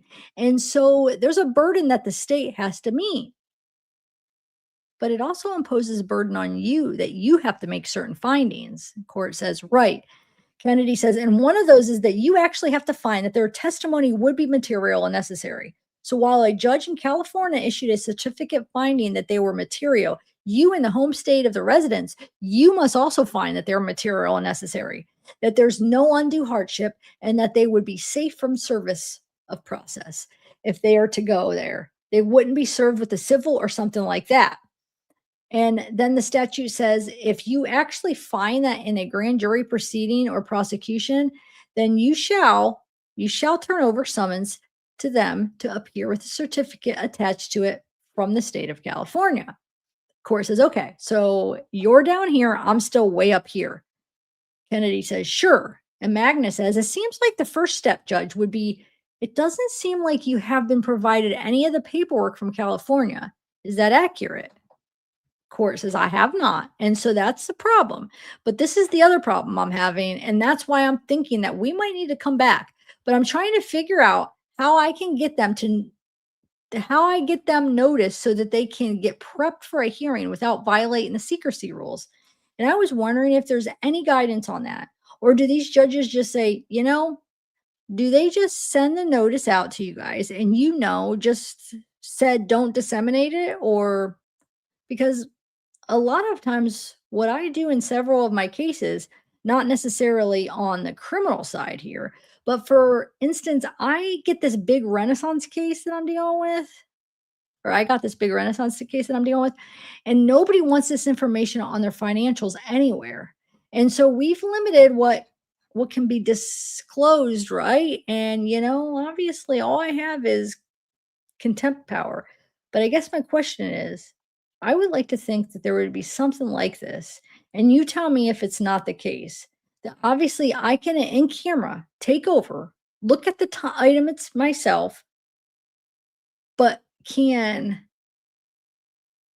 wait, take over and look at the items myself, but can I instruct you guys, or is there ability to say, okay, here, defense, I'm letting you look at this stuff, but kind of like the sexual assault stuff, right? But you can't disseminate it. Only you can look at it.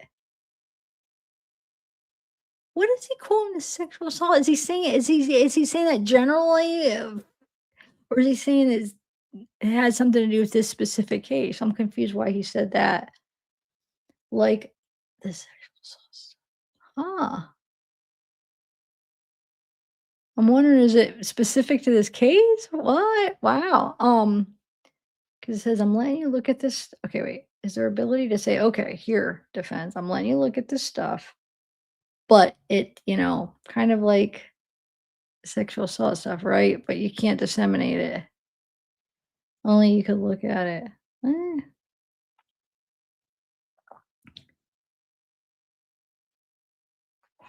Anyway. And And I would like to think I have the ability to do that. Is that correct? And Mr. Schaefer says, I think you do. And that's one of the things I would suggest. I have three. One, you could put us under a protective order. Two, the DA in the Los Angeles can go unseal that, can go to the court and get an order to unseal and then give it to us. Or three, she could just issue a new one with more of a bare bones if the, I don't know how detailed her first affidavit was, but she might make it less detailed. And what I'm talking about is, for instance, in the arms case, the facts that were set out in the affidavit is the witness made statements that he knew who the murderer was. Therefore, his testimony is necessary because we want to know who he says the murderer is. So it's not like it's a lengthy paragraph. The court says, got it. And Mr. Schaefer says, it's just very much to the point. So I think those are the three choices. So remember, Mr. Schaefer is Colleen's lawyer, right? Mr. Schaefer is Colleen's lawyer, and Xavier's Colleen's lawyer, and then Kennedy is Caleb's lawyer, and then I think Magnus is the for the state, right? If I'm remembering right. Anyway, the court says, quick question, because they're saying that, so there's three choices. Of course, says quick questions, major time issue on this. I know these guys have gone all the way out here. You know, my week got freed up next week because the freeze was coming in potentially, and there was a medical emergency on a trial I was supposed to be in. So I have some additional time. Is this something we can come back where we can get them in, we can get the information and get me the information? Or is this something that I need? I mean, do I need to make the ruling not today? And Mr. Schaefer says the compliance date is February 11th. So you've got, what I was going to suggest is maybe Miss Magnus can contact the DA there and try to work around the problem. We could come back next week or even the week after, because the testimony is the week after that. The court says, so let me ask Miss Magnus this, because you asked me a question. Did I receive the information? I haven't received anything unless it's in my EQ. And it just slipped through. And it just slipped through. And the coordinator says no. And the court says, so I need it. And you tell me, wait, so I need it and you tell me, do they? What do they think about this, his suggestion? Is that something that would fix it, or sounds like to me I can order to expedite things? I'm perfectly fine if the state's perfectly fine, because, hopefully this won't be something where I get sued on. But, limiting the, what you can do with,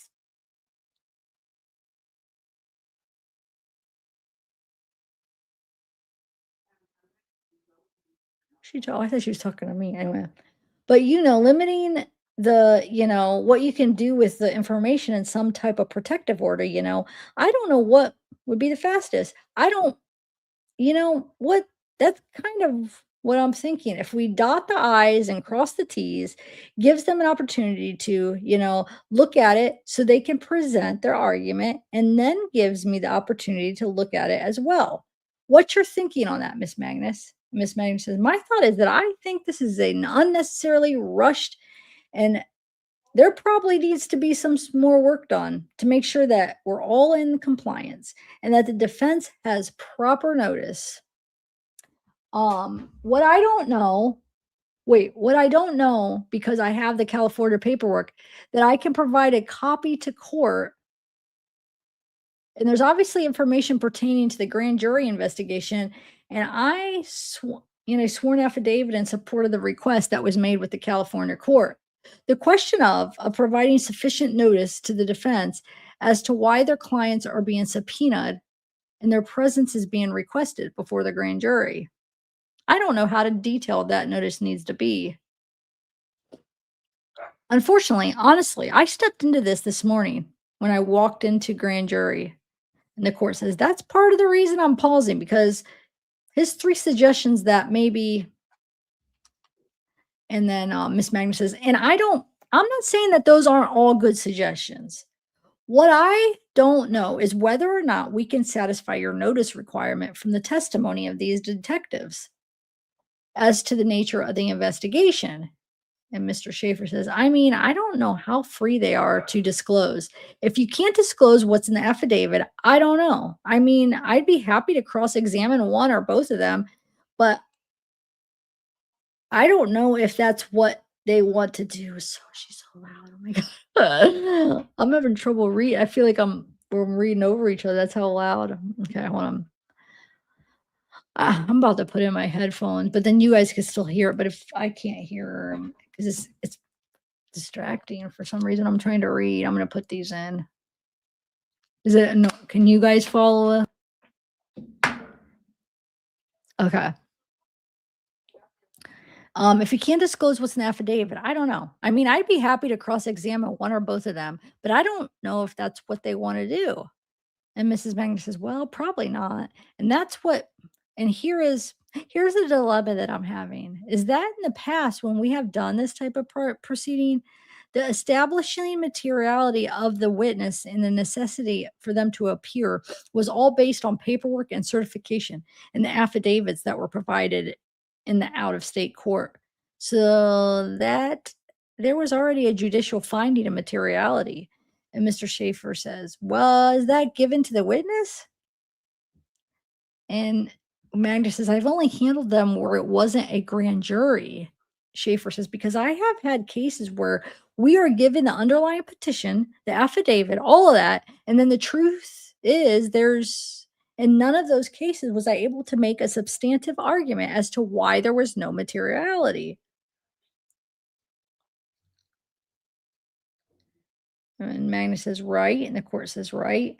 Schaefer says, but when you're not given that notice, and then we don't even get to the substantive part, we're still on the procedural part about the notice and due process. And it could be that after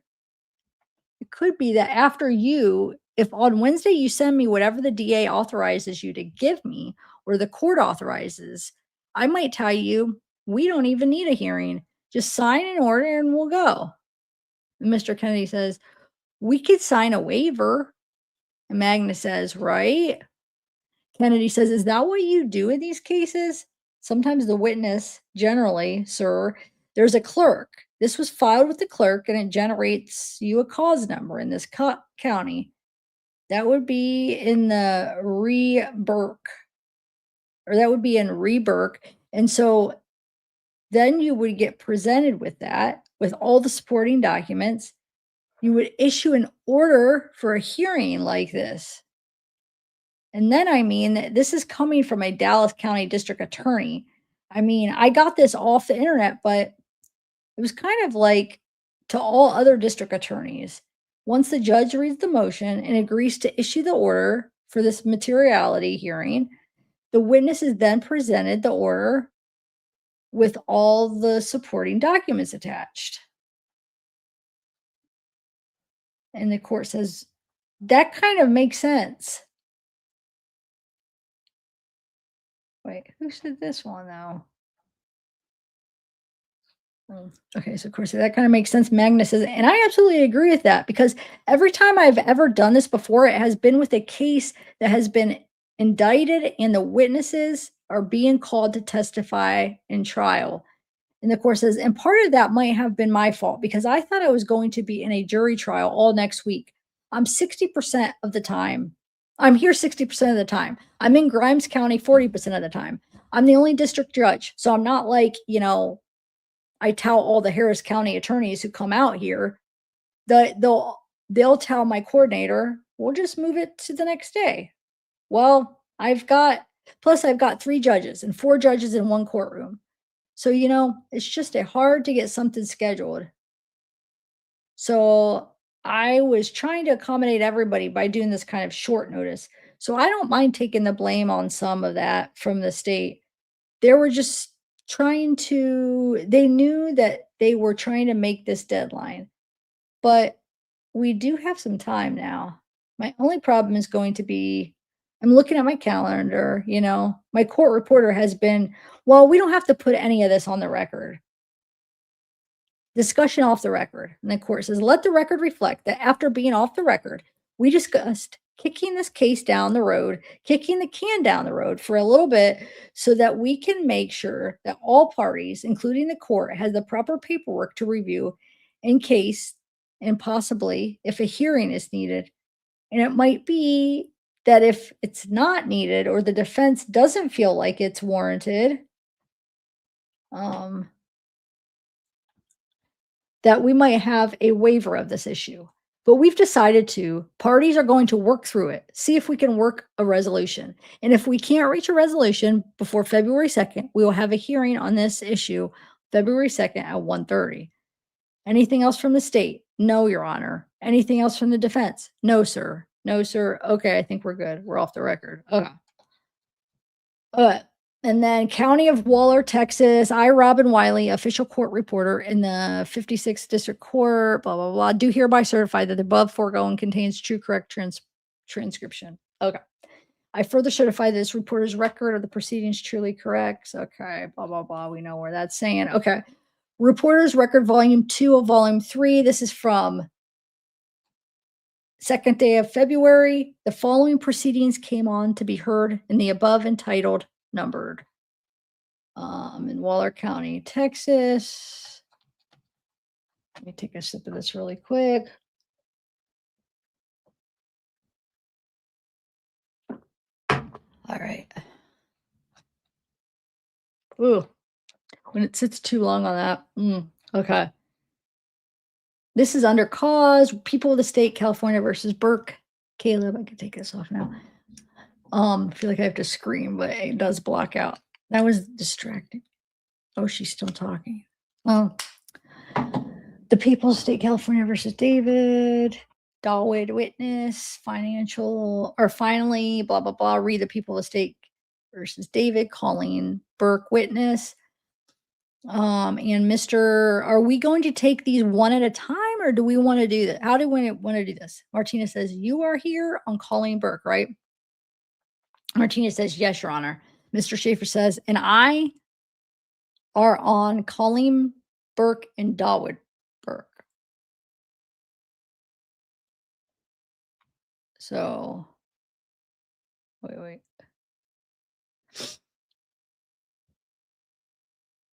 So what Martinez is for Colleen and David Martinez, and who was the other one? Mr. Schaefer. Okay. Mr. Schaefer Martinez. Okay. The court. Okay. And let the record reflect that Mr. Kennedy is here on behalf of Caleb. Mr. Kennedy, Caleb Burke, who is present in the courtroom, Your Honor. All right. And Mr. Dodson is here on behalf of the state of Texas and I guess representing California. Okay, Mr. Dodson. All right. The people of California guess so. A first for me. There you go. Okay. With that said, I guess, Mr. Dodson, you may proceed. Dodson says, thank you, Judge. The court says, and we're dealing with Mr. Martinez's case first. The 0029. All right. And Dodson says, yes, Judge. So with regard to Ms. Colleen Burke, obviously the argument is going to be the same for all of them. Our office has received a request from District Attorney's Office of the Los Angeles Superior Court for the state of California for the County of Los Angeles under Article 2428, which is the Uniform Act to secure attendance of witnesses from without state. Both Texas and California are signatories to that interstate agreement that provides for a uniform framework for issuing subpoenas with actual subpoena force to people who reside out of state. In this case, the state of California has issued a summons for these three individuals, for Mr. Caleb, Ms. Colleen, and Mr. Dawood, for them to appear at a grand jury proceeding in California. They are requesting, the way the process works is they file a petition for a certificate or for certification. That certification has the judge in the court of California making certain findings. Most importantly, it's that the witness is necessary and material and how long they will need to be provided for, and that the state is going to pay for transportation. I have detectives here from Los Angeles Police Department who are here to make those arrangements for transportation. So that element is satisfied. It's my understanding the primary contention of the defendants is that they're not receiving enough notice to know what they need to do on the case. While I certainly sympathize, Judge, it is a grand jury subpoena. Grand jury proceedings are secret in both Texas and California. I have California case law that reaffirms that grand jury proceedings are secret. That's just the nature of the beast, Judge. And you do not get information about what you're being subpoenaed to testify for in front of a grand jury. I think even with there are redactions in here. I have unredacted copies of that petition for the court's review so the court can make its own factual findings if it wishes. However, the law also provides that the findings of the judge in California are prima facie evidence of the matters stated therein. There has already been a petition to a judge in California of similar scope and authority. God, is she screaming? What? That's like,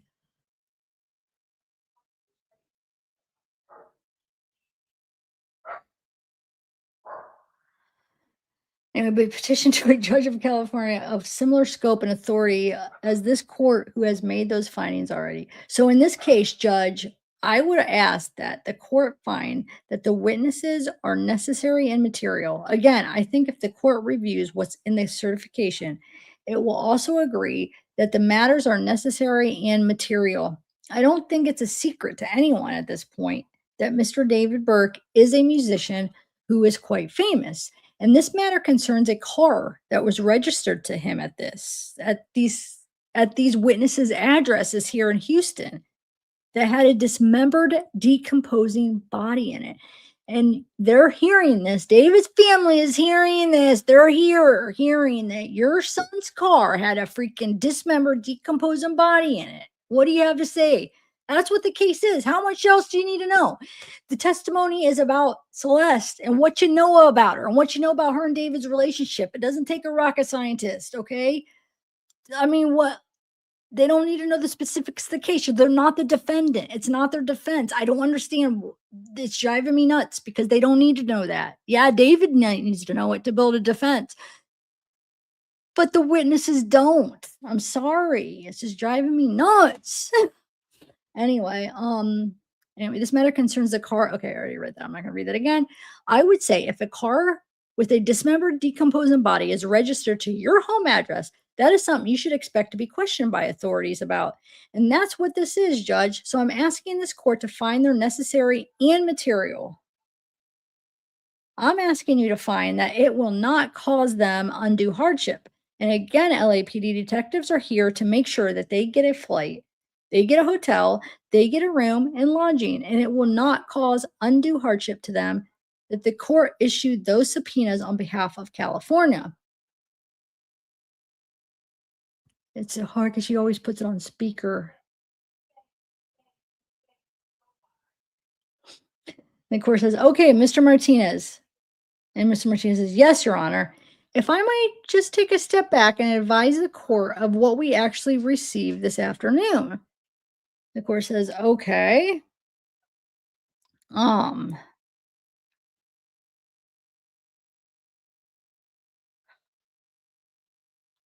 Mr. Martinez says, we received from the state at the request of the state of California a subpoena for Colleen and Dawood Burke, a certification from a judge in California where it states that there is an affidavit attached from an assistant district attorney of Los Angeles. We have the attestation from the clerk. We have an affidavit from an assistant district attorney in Los Angeles, but it has been redacted. Now I ask the prosecution this afternoon whether this exact document that I have in my hand was presented to a judge in California, and the answer to that was no, because the document that was presented to the judge in California was unredacted. And from what I understand is that the state gave the court an unredacted version of the document as well. So everybody knows what this affidavit fully states, except the person that is being compelled to appear in California. And that's where the element of notice that we have been arguing about comes into play, because this court has to make his own independent determination about whether the witness testimony is material and necessary. And the prosecutor very well concedes that we are entitled to notice, and the prosecutor very well concedes that the statute requires a prima facie, that the affidavit is prima facie. I don't know. I might have a problem with saying that wrong. I should just look it up. Prima facie evidence that the witness's testimony is necessary and material. Um, well, prima evidence is subject to being rebutted without us knowing why the witness's testimony is necessary material. We can't rebut it. We can't rebut what we cannot see. Um, So our request at this point in time, before we get any further, is that the state provide the full unredacted version of the affidavit that was presented to the judge in California. This redaction wasn't even done by a prosecutor in Los Angeles. It was done by a prosecutor in this state. Hmm. Um, So there is nowhere in Article 2428 where it states that the prosecution in Texas can redact information. That's just not what's in the record. So our first request at this point in time is for the state to turn over the unredacted version of that affidavit. Wait, where did I just leave off? Oh, so the first, so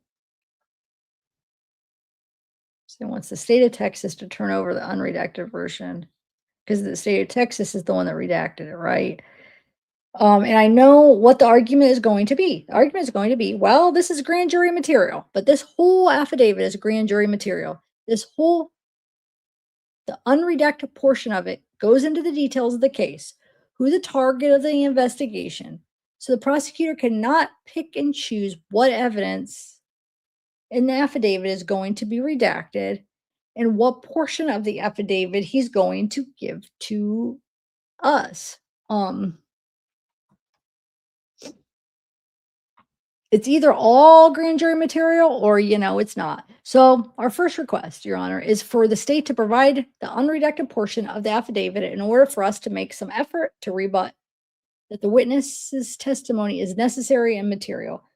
The court says, I remember at the last hearing, we talked about y'all having some case law, grand jury. I can see this. His argument is, well, they gave you more than they even had to give you. It's grand jury, it's a secret. You know, why? Why? What's the argument to that? And Martinez says, well, the argument is that they've already given us grand jury material. And the court says, no, I know, but what? You're missing my argument. Kind of what I'm hearing from him is that everything's secret. They really didn't have to give you any of the grand jury material, but they did anyway. So you got more than you probably should have gotten. I like this judge. Got more than you should have gotten. I was thinking that too. It's like, you know what?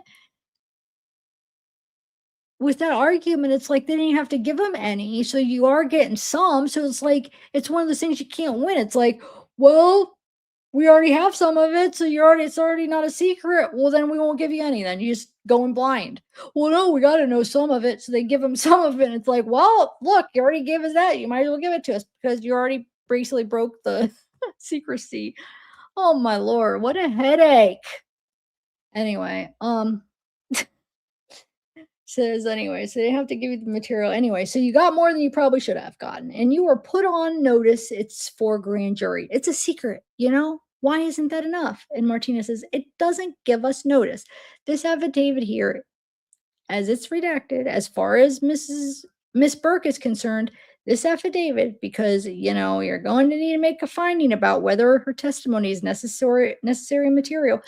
But what they were saying is the judge already said it was necessary material, the judge in California, and then this judge in Texas can make its own decision if they think it's necessary material. So it's the judge's freaking decision for this the way that the superior court's going. You know what I'm saying? The way this case has to go. So let the judge decide that. They're so annoying. The only thing that this says about Miss Burke is that she has a close relationship with her son, per several witnesses. She is instrumental to his career success and manage his business finances. That's all it says. Oh, so the mother does? I didn't know that. This redacted affidavit, as it relates to Miss Burke, is the only thing that it says. As it relates to Mr. Dawood Burke, detective learned that Dawood is the father of David Burke and has a close relationship with him. That's it. That's I don't see how that testimony is necessary material based on redacted portion of it. But Your Honor spoke about case law. There's not a lot of it. There's not a lot of law with regard to this issue. It's fairly unique. So saying I've never covered a case that's like this. But the law that there is actually a grand jury proceeding. Wait, it says, but the law that there is actually grand jury proceeding. It's ex parte. The court says, yeah, I remember someone talking about it at the last hearing. Bring it up. Let me look at it real quick. Have Adela go get them. I have a question, Mr. Dotson. So Mr. Dotson says, and I would like to respond, Judge, because I don't agree with everything Mr. Martinez says. And remember, Mr. Dotson is the state, right? The court says, no, I figured that, but I have a question. Why did they redact anything? Why didn't they just give it to them? If you're giving them all of this other stuff, why? And Dotson says, so Judge, in my discussion with the prosecutors from California, the redacted matters include, so the majority of what is in this petition is already in public record. It's all over TMZ. Oh, wow. This is why it was determined that was acceptable to unseal. The redacted information, which again, this court gets to see redacted information. Court says, right. And Mr. Dawes says that the redacted information concerns knowledge that is only known to the grand jury. Period. Has not been distributed anywhere. And the court says, got it. Okay. Martinez says, the ex parte arms case that I just handed Your Honor, that is a grand jury proceeding. Court says, yeah, let me read it real quick. Give me just a minute. Court says, okay. So I'm confused, Mr. Martinez. This kind of like what Mr. Dotson was saying, it says we hold that the certificate from the requesting state setting out that the witness is material and necessary is sufficient to support the trial court's finding of the fact in this state. So if anything, this case hurts your case. The way I'm reading it, where am I missing? Where am I not reading it correctly? I mean, this says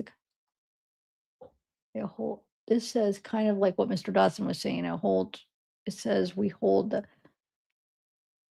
setting out the witness is material and necessary sufficient to support the trial court's finding. Yeah, okay. So the case that they're bringing up, that the defense or the Burke's lawyers are bringing up, the lawyer or the judge is saying it actually supports Dotson, which is the state. It supports what they're saying, that the judge and the prior state saying that a witness's material necessary is sufficient to support the trial court's finding of the fact in the state. Oh my Lord, what a waste of freaking time that these freaking Burkes are making. So if anything, this case hurts your case, the way I'm reading it. Where am I missing? Where am I not reading it correctly? Martinez says, after a hearing, if you see arms, the defendant actually testified. Court says, yeah, but we don't have that here. They had a case. They try to come under res judicata. They try to come under double jeopardy because a court there said they weren't material. And then another court said they were material. And that was the focus issue here. Is there somewhere in California where the court said they're not material? And Martinez says, I don't know the answer. I assume that they found them material after reviewing the entire packet.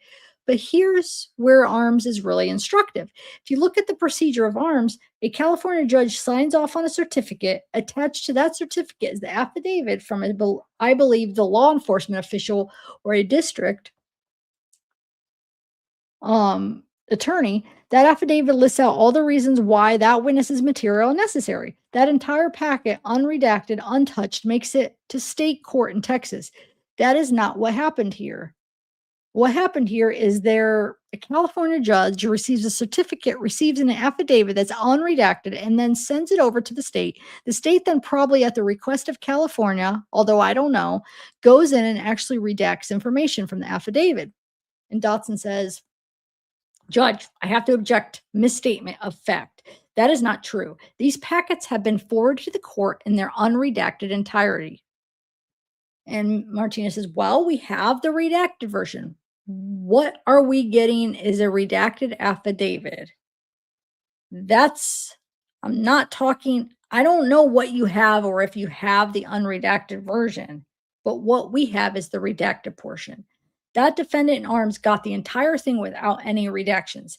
That's why arms is important here, because that is the proper procedure to follow in these sort of situations. We have found no case where after a document has been signed by a judge, then it makes it to another state, then it's redacted without the California judge even knowing about it, probably. And then here's why that's important, because, Your Honor, a Texas court is not a rubber stamp for the California court. Statute is clear that you are going to hold the hearing. It also is clear that the facts laid out in the certificate are prima facie evidence of what they say. Prima facie evidence is not. It's evidence that can be rebutted. But where we are at the posture that we're at right now is that we cannot rebut the evidence of why Ms. Burke and Mr. Burke are material necessary, because we have no way of knowing what the entire affidavit says. This is a minimum notice. Arms also says that the reason why this statute is in place is for due process. Well, the basic requirement of due process is notice, and notice to be able to rebut evidence where the statute says they are material and necessary. We can't do that here. There's no way for us to move forward with a redacted affidavit that we have. So that's why arms is important, because of the procedural history in the proper way of how the certificate makes it to court, Texas court. Court says, Mr. Dodson, may I respond, Judge? You may. Judge, I would ask that the defense point where in the arms case that it says the defendant got discovery or anything, because I don't see that in here. The court said the petition is in the file because, of course, it has to be for an appeal. But it does not say anywhere in here that the petition was served on the defendant or that there was a discovery hearing or anything. I'm not sure what Miss Magnus represented at the last hearing, but I don't concede that there is a notice requirement, because if you read 2428, there is not a word. The word notice does not appear in there. It just says the court shall have a hearing and make a determination. If the court makes that determination, it issues summons to the defendant. Wait, I'll have to read it again. If the court makes that determination, it issues summons to the defendant.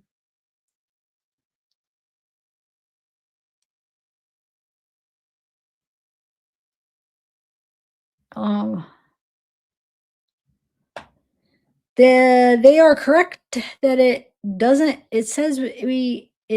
say anything about redacting the document, because it doesn't say anything about giving them a document at all. As I stated, the matter that they got are matters that are already in the public record. They are in the newspaper. There are still matters in there that are under seal. And I don't know what the court in California did, but for them to represent that my office fiddled with the document somehow is just simply not true. Martinez says, he told me before we started this hearing, he told me that he's the one that redacted this. And Dodson says, Judge, I'm talking about the copy they handed them.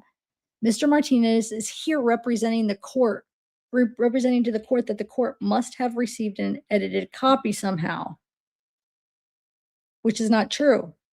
I agree. Martinez says, I'm talking about what we got. What we got is redacted. Yes, I understand. I got it. Court says, Dodson says, and Judge, and the court says, and I did receive the unredacted, so I have read it. And Dodson says, and Judge, I would point to 2428 that it mentions that a copy of the certificate shall be attached to the summons. Why does the defense need a certificate? A copy, if, as according to the defense argument, it says they should already get everything. I just don't see where that is anywhere. And again, like the court said, I would fall back on grand jury proceedings are secret. And before the advent of 3914 in Texas, there was no general right to discovery in a criminal case. And that's still the case for grand jury proceedings. The defense leaves out the fact that all the testimony in arms was about whether it would cause an undue hardship for the defendant. And in the fact that the court says it's perfectly acceptable to take certificate at face value, and it would defeat the purpose of the statute to retaliate necessary and material in our state. So, I think the proper if they want to put on testimony that is causing them undue hardship, then I think this is the appropriate venue to do that. If they want to put on necessary, I think they can rebut that prima facie finding.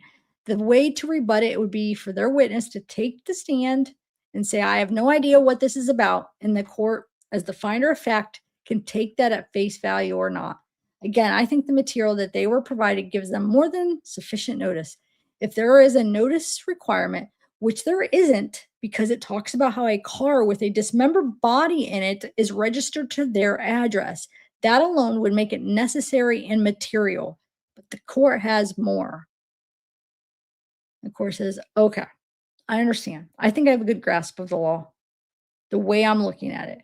But at this point, do you want to call your witness to put up there how do y'all, I guess, does the defense want to concede that it's not going to be that the state is going to pay for their getting there? Do you want testimony as to that? Or, in other words, they're saying they're going to pay. I just need to know how you all feel about that. Are you all saying that's a hardship that you don't know if they're paying or not? Or do you believe that they will be compensated for them going there? Martinez says the only issue in the course is I'm just trying to, this is the way I look at it, guys. Let me simplify it.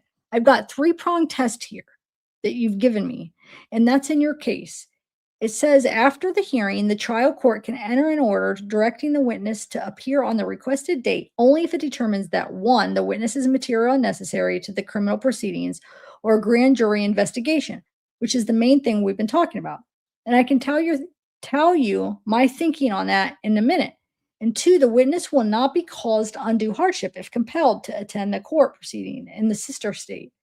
And 3, the witness is protected from arrest in service of civil and criminal process in the demanding state, in all states through which the witness must pass. So I'm trying to figure out, can I cross off the last 2, or are we going to have issues on all 3 prongs?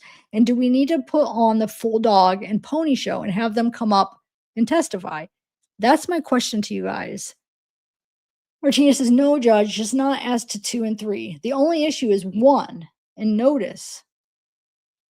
So y'all are comfortable with that the witness will not be caused undue hardship if compelled to attend the proceeding in the sister state. Y'all are good with that? Yes, Judge. Court says, Mr. Kennedy, Mr. Martinez, Mr. Schaefer. Yes, Your Honor.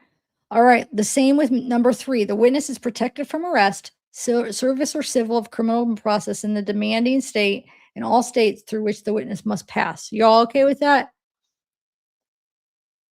It's not an issue in your case, correct, Mr. Kennedy? That's correct, Judge. Mr. Martinez? Yes, Your Honor. Mr. Schaefer? Yes. Court? Okay. So you're down to prong 1, which is what? It's kind of a legal argument, right? What I'm hearing is you don't have any witnesses to put on regarding that issue, do you? Dodson says, well, Judge, the 2 detectives here with me today are also members of the underlying investigation. They are prepared to testify on that matter in camera again, because some of these matters are things that they and members of their team have previously testified before a grand jury on. They would be breaking California and Texas law if they were to testify on those matters. Court says, okay. And Dodson says they are. If the court wishes to question them in camera on anything, it might want to know they are prepared. Court says, are they going to say anything different than what's in the affidavit? I've seen that's unredacted. No. The court says, okay, then I don't see the need for that. So if you guys, do you all have any witnesses that you all going to want to put on, or do you want me to make the ruling, or how do you want to handle it? Kennedy says, so on behalf of Caleb Burke, Your Honor, I want to do just a little bit of housekeeping first. Sure. Okay, Judge, because it's my understanding that I think when you called this case, you called it under CV 260229, which addresses the subpoena to out of state to in state witnesses. The court says, did you say Colleen or Caleb? I represent Caleb. Okay. Caleb is 0027. Yes, sir. I think when you called the case, you said you were calling this under 29. You're right. So we need to address all three. Right. So if you don't mind, I think the safest way to do it so that the record is complete. Of course, says, I don't have a problem with that. Kennedy says, is that this hearing is addressing cause number 0027 with the witness Caleb Burke, as well as 28 Dawood Burke. So the arguments are, the court says, are all the same. Kennedy says, are all the same. Of course, says, I get that. At first, I thought we were going to make it a hardship issue, and I was going to have to deal with each case regarding a different hardship issue. So that was kind of my thinking at the time. Sure. Since we're down to the same issue on all three defendants, I agree it should make clearing the record up. Thank you for that. Yes, sir. Thank you, sir. I mean, I think if the state wanted to proffer that these witnesses are here to make arrangements for plane tickets, transportation to the airport, that would be fine. I don't need Detective Johnson to take the stand to tell us that. It is my understanding. Court says, oh, and there's another one issue. Make sure that, well, you already talked about it. There's not going to be any, what it was that service of process in criminal. Yes, exactly. And the certificate from California that protection has been issued. Okay. I thought there would have been one more, but I think that's it. Okay. Kennedy says, to further dovetail, if I can just hit on some issues with Caleb, Your Honor. Yeah, no problem. The documents that I received are the same that were received by Colleen and Dawood Burke, Your Honor. What's the difference, of course, is that the sentences, I have not seen theirs, of course, as they're under protective order, and I have not seen them, but based on what I've heard at this hearing, as far as Mr. Caleb Burke, it says that Mr. Caleb Burke is the younger brother of target David Burke, and they have a close relationship, and that he resides in Hempstead, Texas. Other than that, everything else is redacted. Okay. So that goes again to Caleb's argument about this on its face, right? Here lacks materiality in the necessary finding. And this is, as the court knows, under 2428, materiality hearing, and that you're not just simply mere getting tired statements that the person is material and necessary is not enough. So without knowing what's in here, I cannot argue to you that what you have before you, even though unredacted, is not sufficient to make the material and necessary finding. And the court says, I understand. Okay, so I think it's important that 2428 speak to both criminal prosecutions that are pending in the court or a grand jury investigation.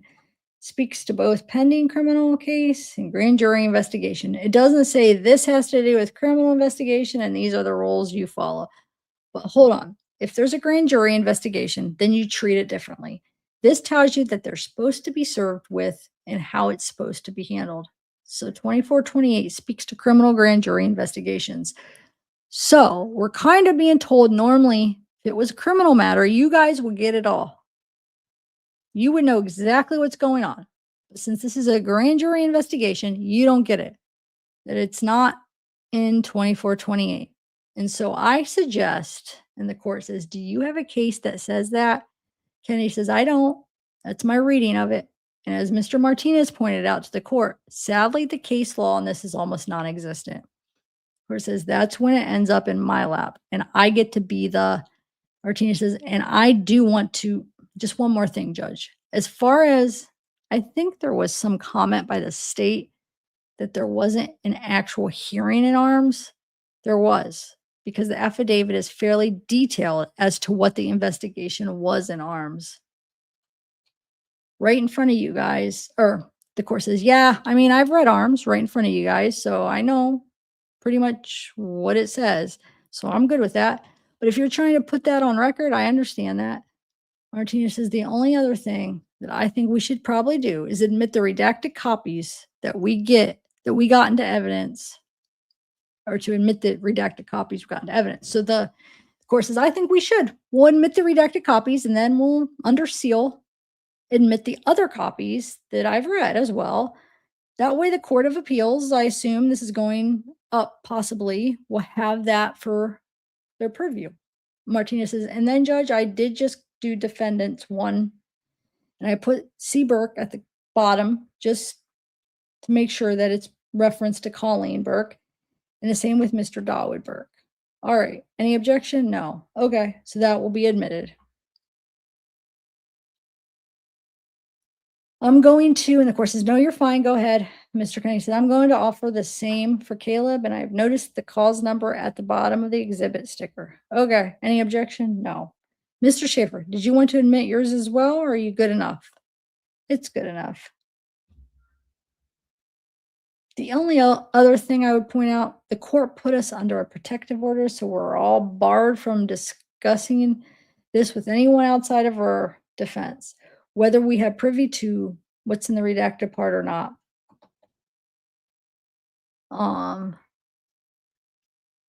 We're still in essence sworn to secrecy about what we've been served with today. By giving us that further information that harms the state of California and the state of Texas, in no way, or says harms us in no way, we're still sealed, or we're still sworn to not reveal to anybody the contents. Whether it is they think in California they can extract from any one of these three witnesses would be information already within the knowledge of that respective witness. So it gives us no unfair advantage to have notice as to what it is that would make their presence material and necessary in the state of California. Of course, as I understand your position, yes, sir. Martina says, yes, sir. I'm just going to tender to the court reporter. And then just for purpose of the record, I had asked the court to order the state to give us the unredacted version. And just so whatever the court is going to rule, if we can put that on the record, please. Yeah, I mean, so yeah, I know, y'all. It's pretty obvious to me what they understand that y'all want the unredacted versions. I get that. Okay, anything else from the defense? No, sir. I believe for the record, we have asked the state for the unredacted. That they did not. And at this time, I would request that the court allow me to see the unredacted copy.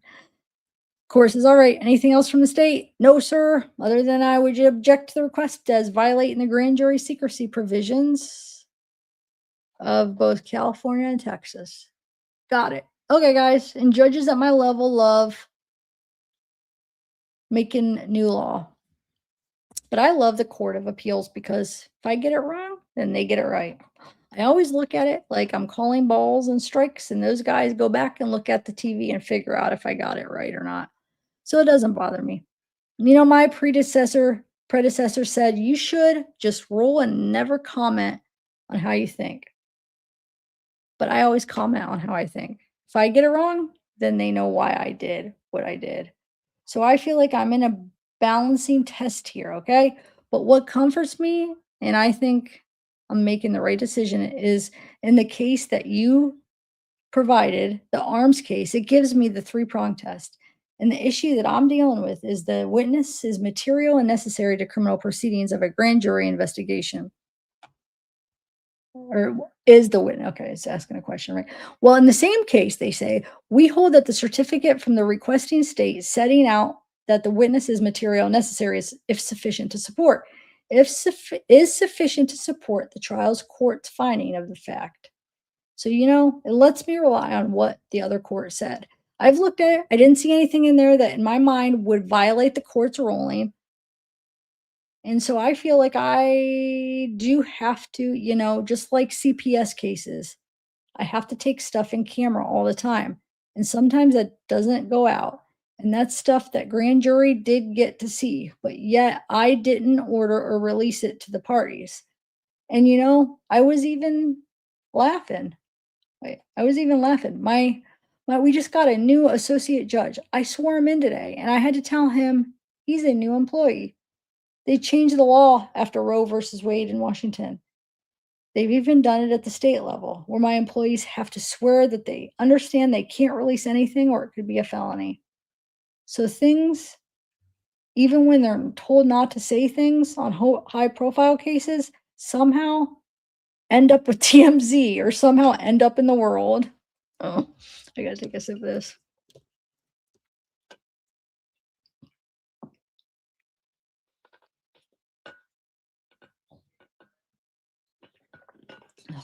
We're getting there. Oh, I might be reading it extra fast because I'm trying to. Anyway, so I'm going with my gut on this. I'm balancing the grand jury situation with you.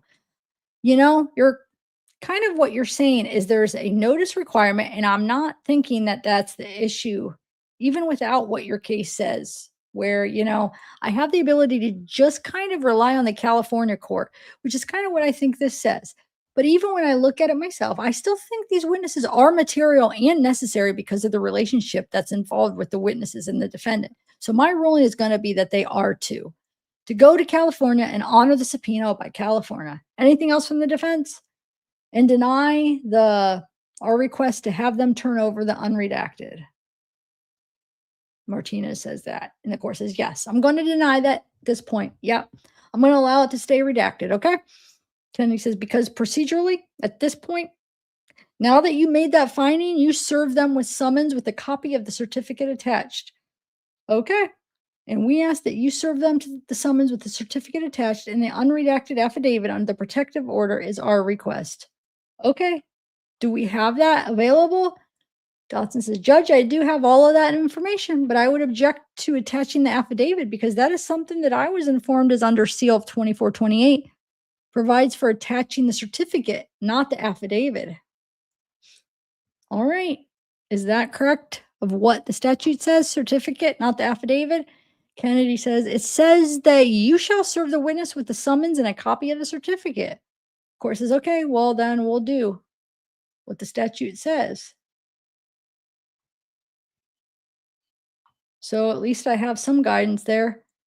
Okay, let's do it. And then do you need some time, Dotson, Mr. Dotson? I had the summons right here, Judge. I just noticed a typo in one of them and I'm fixing it. But if the court will give me 5 minutes, I can have the papers prepared. No, that's fine. I'll just stay on the bench then and we'll get that done. And all the witnesses are present, right? They are, Your Honor. Okay, off the record. So wait, they're not getting the affidavit, right? They're just getting the summons and a copy of the certificate. Okay. Stay on the bench. Okay, off the record. They're all admitted and he didn't object. So the two of Colleen, there are two from each, right? Two. Mr. Martinez, you had two. Colleen and Dawood, and you had two affidavits. Yes, Your Honor. I mean, two exhibits. Yes, sir. All right. And Mr. Kennedy, you had two exhibits with your client as well? I just had one. It was the packet that I was. Oh, okay. I would admit the two for Mr. Martinez. Both Colleen and I can't say their name. I can't say that name. Oh, Dawood. And then the one from Mr. Kennedy's client. They are admitted. Thank you. Judge, we anticipate that we're going to file a writ, because that's how it's reviewable. Okay. Martinez says, we e-file. Is that okay if we e-file it and then get a date from you or from the clerk? Yeah, just e-file it with the clerk because now that we have a cause number, they're going to be filing a writ. And we could go off the record on this. Okay, let's go on the record. Let the record reflect that the three witnesses, Caleb, Dawood, and Colleen, are in front of the bench in the court. Would all three of y'all raise your right hand? You may put your right hand down. I'm going to read this to all of three. It applies to all three of you, okay? You're commanded to appear before the grand jury of the county of Los Angeles, state California, blah, blah, blah, the 10th county, state aforesaid on the 10th day of February 2026 at 8 a.m. as a witness in the investigation pending before the grand jury. You are therefore ordered on behalf of the supervising judge. Do you understand? Yes, sir. All right, Mr. Dawood, do you understand? Yes. What I said, yes. All right. Miss Colleen, yes. All right. Let the record reflect I'm handing over the summons. Let's see, Mr. Dawei. Okay. So, any questions? Nothing further? No, sir. We object to the ruling. Well, I'm sure that's already on the record. Is that all we had? Yep, we're good. Nothing further. So, but then the 10th, I thought they did they testify on the 10th? Because then on the 24th, I thought they were still putting the hearing off. What ended up happening? Let me see. I'm gonna skim through. Oh, another. Let me see. What is this? Exhibit appearances. Ooh, but if it does, hold on.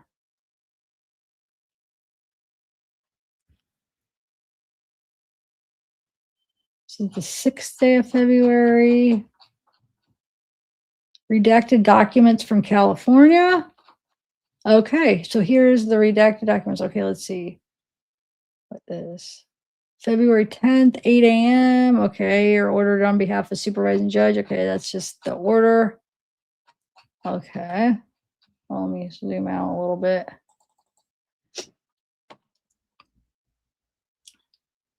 Okay, they got to appear. We've already read this before about if they're an adult in 3 days and blah, blah, blah. Okay. Skip through some of this. All righty, all righty. Same thing for all of them. Okay, so this is repeating that. This is that same one we read where it talks about, uh, you know, his car getting towed and all that stuff. This is that same thing we read. I'm going over to make sure that it is. Yeah, it's the same thing with the talking about the dismemberment, all that with the cadaver dog or bags and stuff. So that's what this is. Um,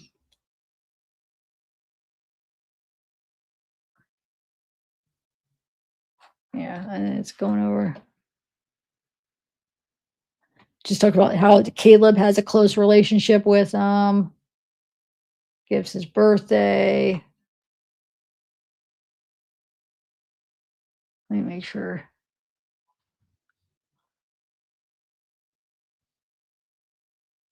Yeah. Yeah, it's basically saying the same thing. Okay.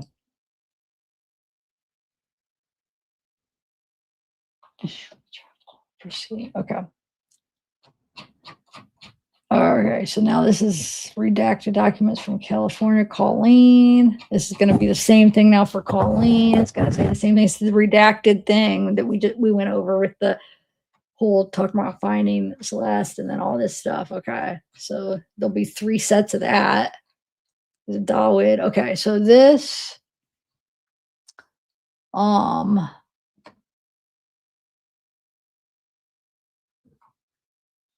yeah, so the same.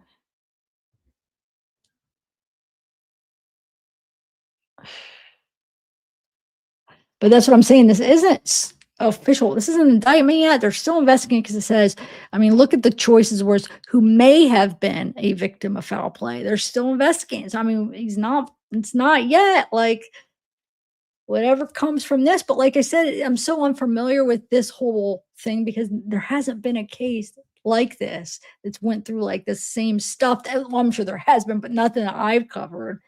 So it's like, you know, I'm learning. It's learning. It's one of those new things where I'm learning a new thing. That makes sense. I can't talk right, but I'm learning. And yeah, so it's still not for sure that mm, what the result if they're going to indict him. You know what I'm saying? They're trying to figure this out. It sounds like so.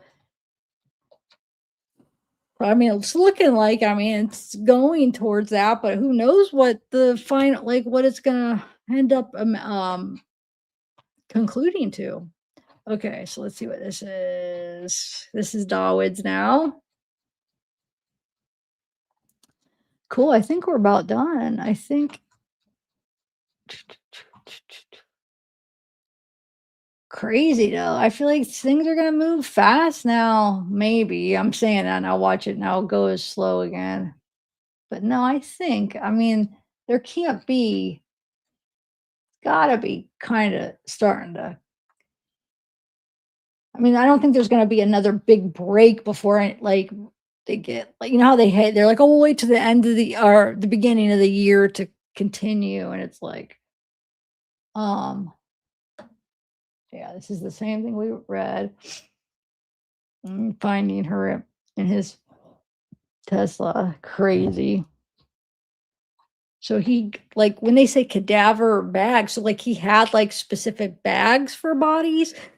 Is that what they're saying? Or are they just calling it that because there's a remains in it? Or he bought those bags to put her in, like specific. I don't know. What do you guys make out of that? The terminology. So here's Xavier Martinez affidavit. What?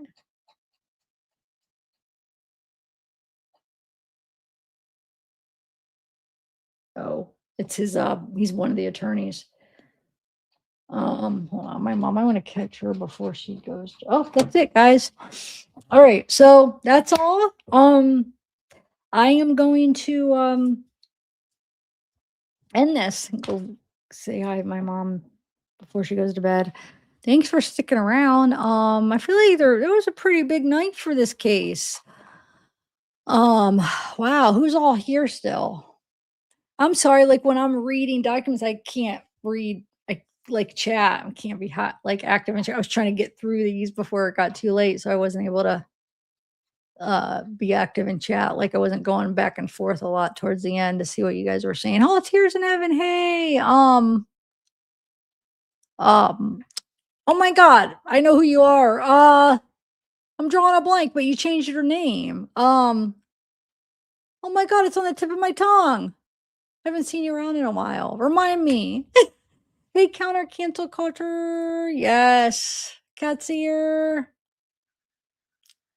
True. That's true. That's crazy. So he bought a freaking cadaver bag or two of them. Or, oh, yeah. I mean, I think so too. I was leaning more towards it was, but then I was like, okay, was it or did they just call it that? But I was thinking, because why would they? You know what I'm saying? So yeah, I think it was. I have to have my mom cut my hair. You know when I remember when she cut like the layers or whatever, that cut or whatever. I'm not a big fan of it. I mean, because I wanted it shorter and I didn't cut length. I'm gonna have her cut it, I think, tomorrow. I don't know. I just came up when I was getting ready for this live that I was looking. I was like, man, I wanted it short. ADD much. No, yeah, VGP. I've been trying to email. I thought I emailed you. So I've been trying to email people from PayPal, from Ko-Fi. I canceled the subscriptions through Ko-Fi and it's still doing. It's so weird. I can't get it to fully cancel. And I'm trying to email everybody, trying to tell people to exit. No, yeah, it's down. Yep, no more Ko-Fi. So I do have the messages coming in for those 2 weeks that I didn't have. So for Wade case. So when those come in, I'll read those on my YouTube. Those are all I've read all the kiosk messages on my YouTube in the like year over a year started. So all the ones that I was putting on Ko-Fi matched with the pictures, I have read all of those on my YouTube somewhere. Not somewhere on my channel, but a lot of them I just read them all together. I didn't individualize in them like I did for the Ko-Fi, but then some I did individualize, like some people like Jesse or Allie or some of the main key players. But I'm getting those 2 weeks in July that I was missing for the kiosk messages. So I'm gonna I'll read those on my YouTube.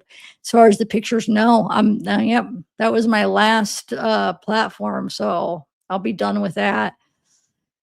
Yeah, I've been trying to tell everybody to cancel, like I said, and then I've been trying to refund, but it's charging me every time I'm trying to refund PayPal. It charges me like the service fee. So I'm like telling everybody cancel. And I contacted everybody from Discord to tell me to cancel because Ko-Fi keeps charging. And I even turned off the subscriptions on Ko-Fi. And it's my Ko-Fi is down. So it's like, why are they charging if you're not even letting me post anything?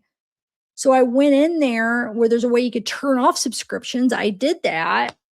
Some of them, but that's what I'm Vici. The weird thing is, some of them they're refunding themselves. and some they keep charging.